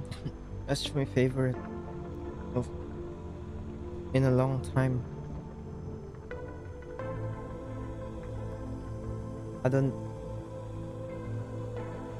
I think people who really don't like reading this format would probably enjoy that if they force themselves, because there's of course if you really don't want to read this format, you're not gonna. But I feel like people would just enjoy it regardless. Tomorrow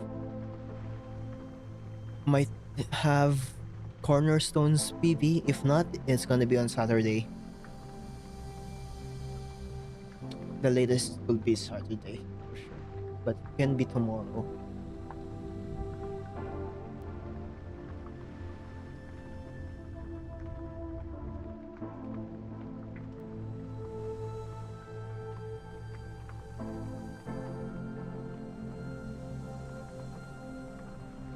But anyway,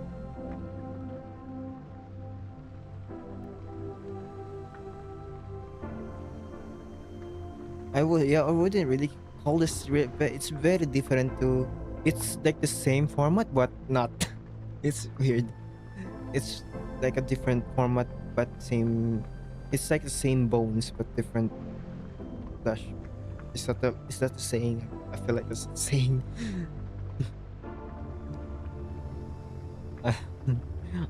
That that intern is so, someone's got fired for that.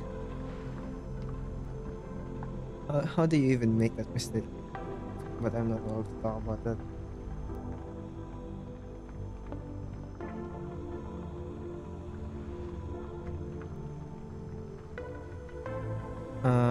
But I'll see you on Cornerstones on the next stream, which is Cornerstones.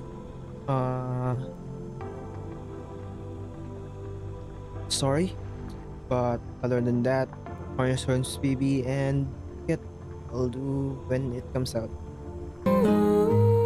See ya.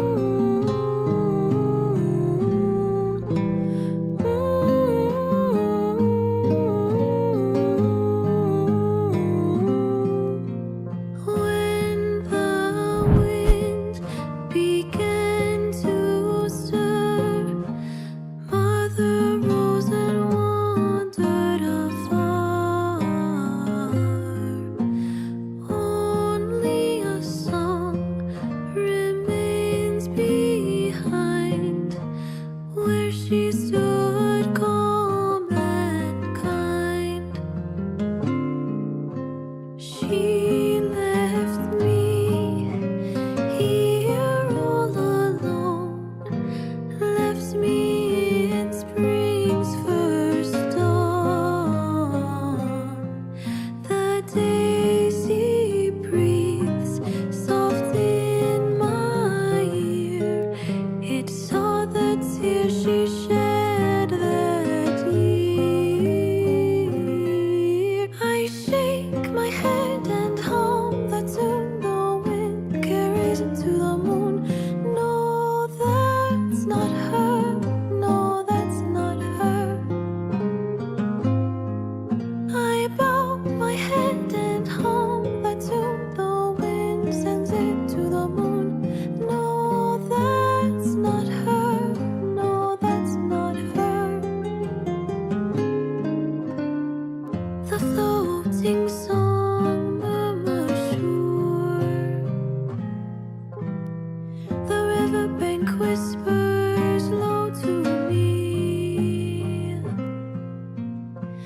heard her footsteps light and free. I shake my head and hum the tune. The stream carries it to the moon. No, that's not her. No, that's not her.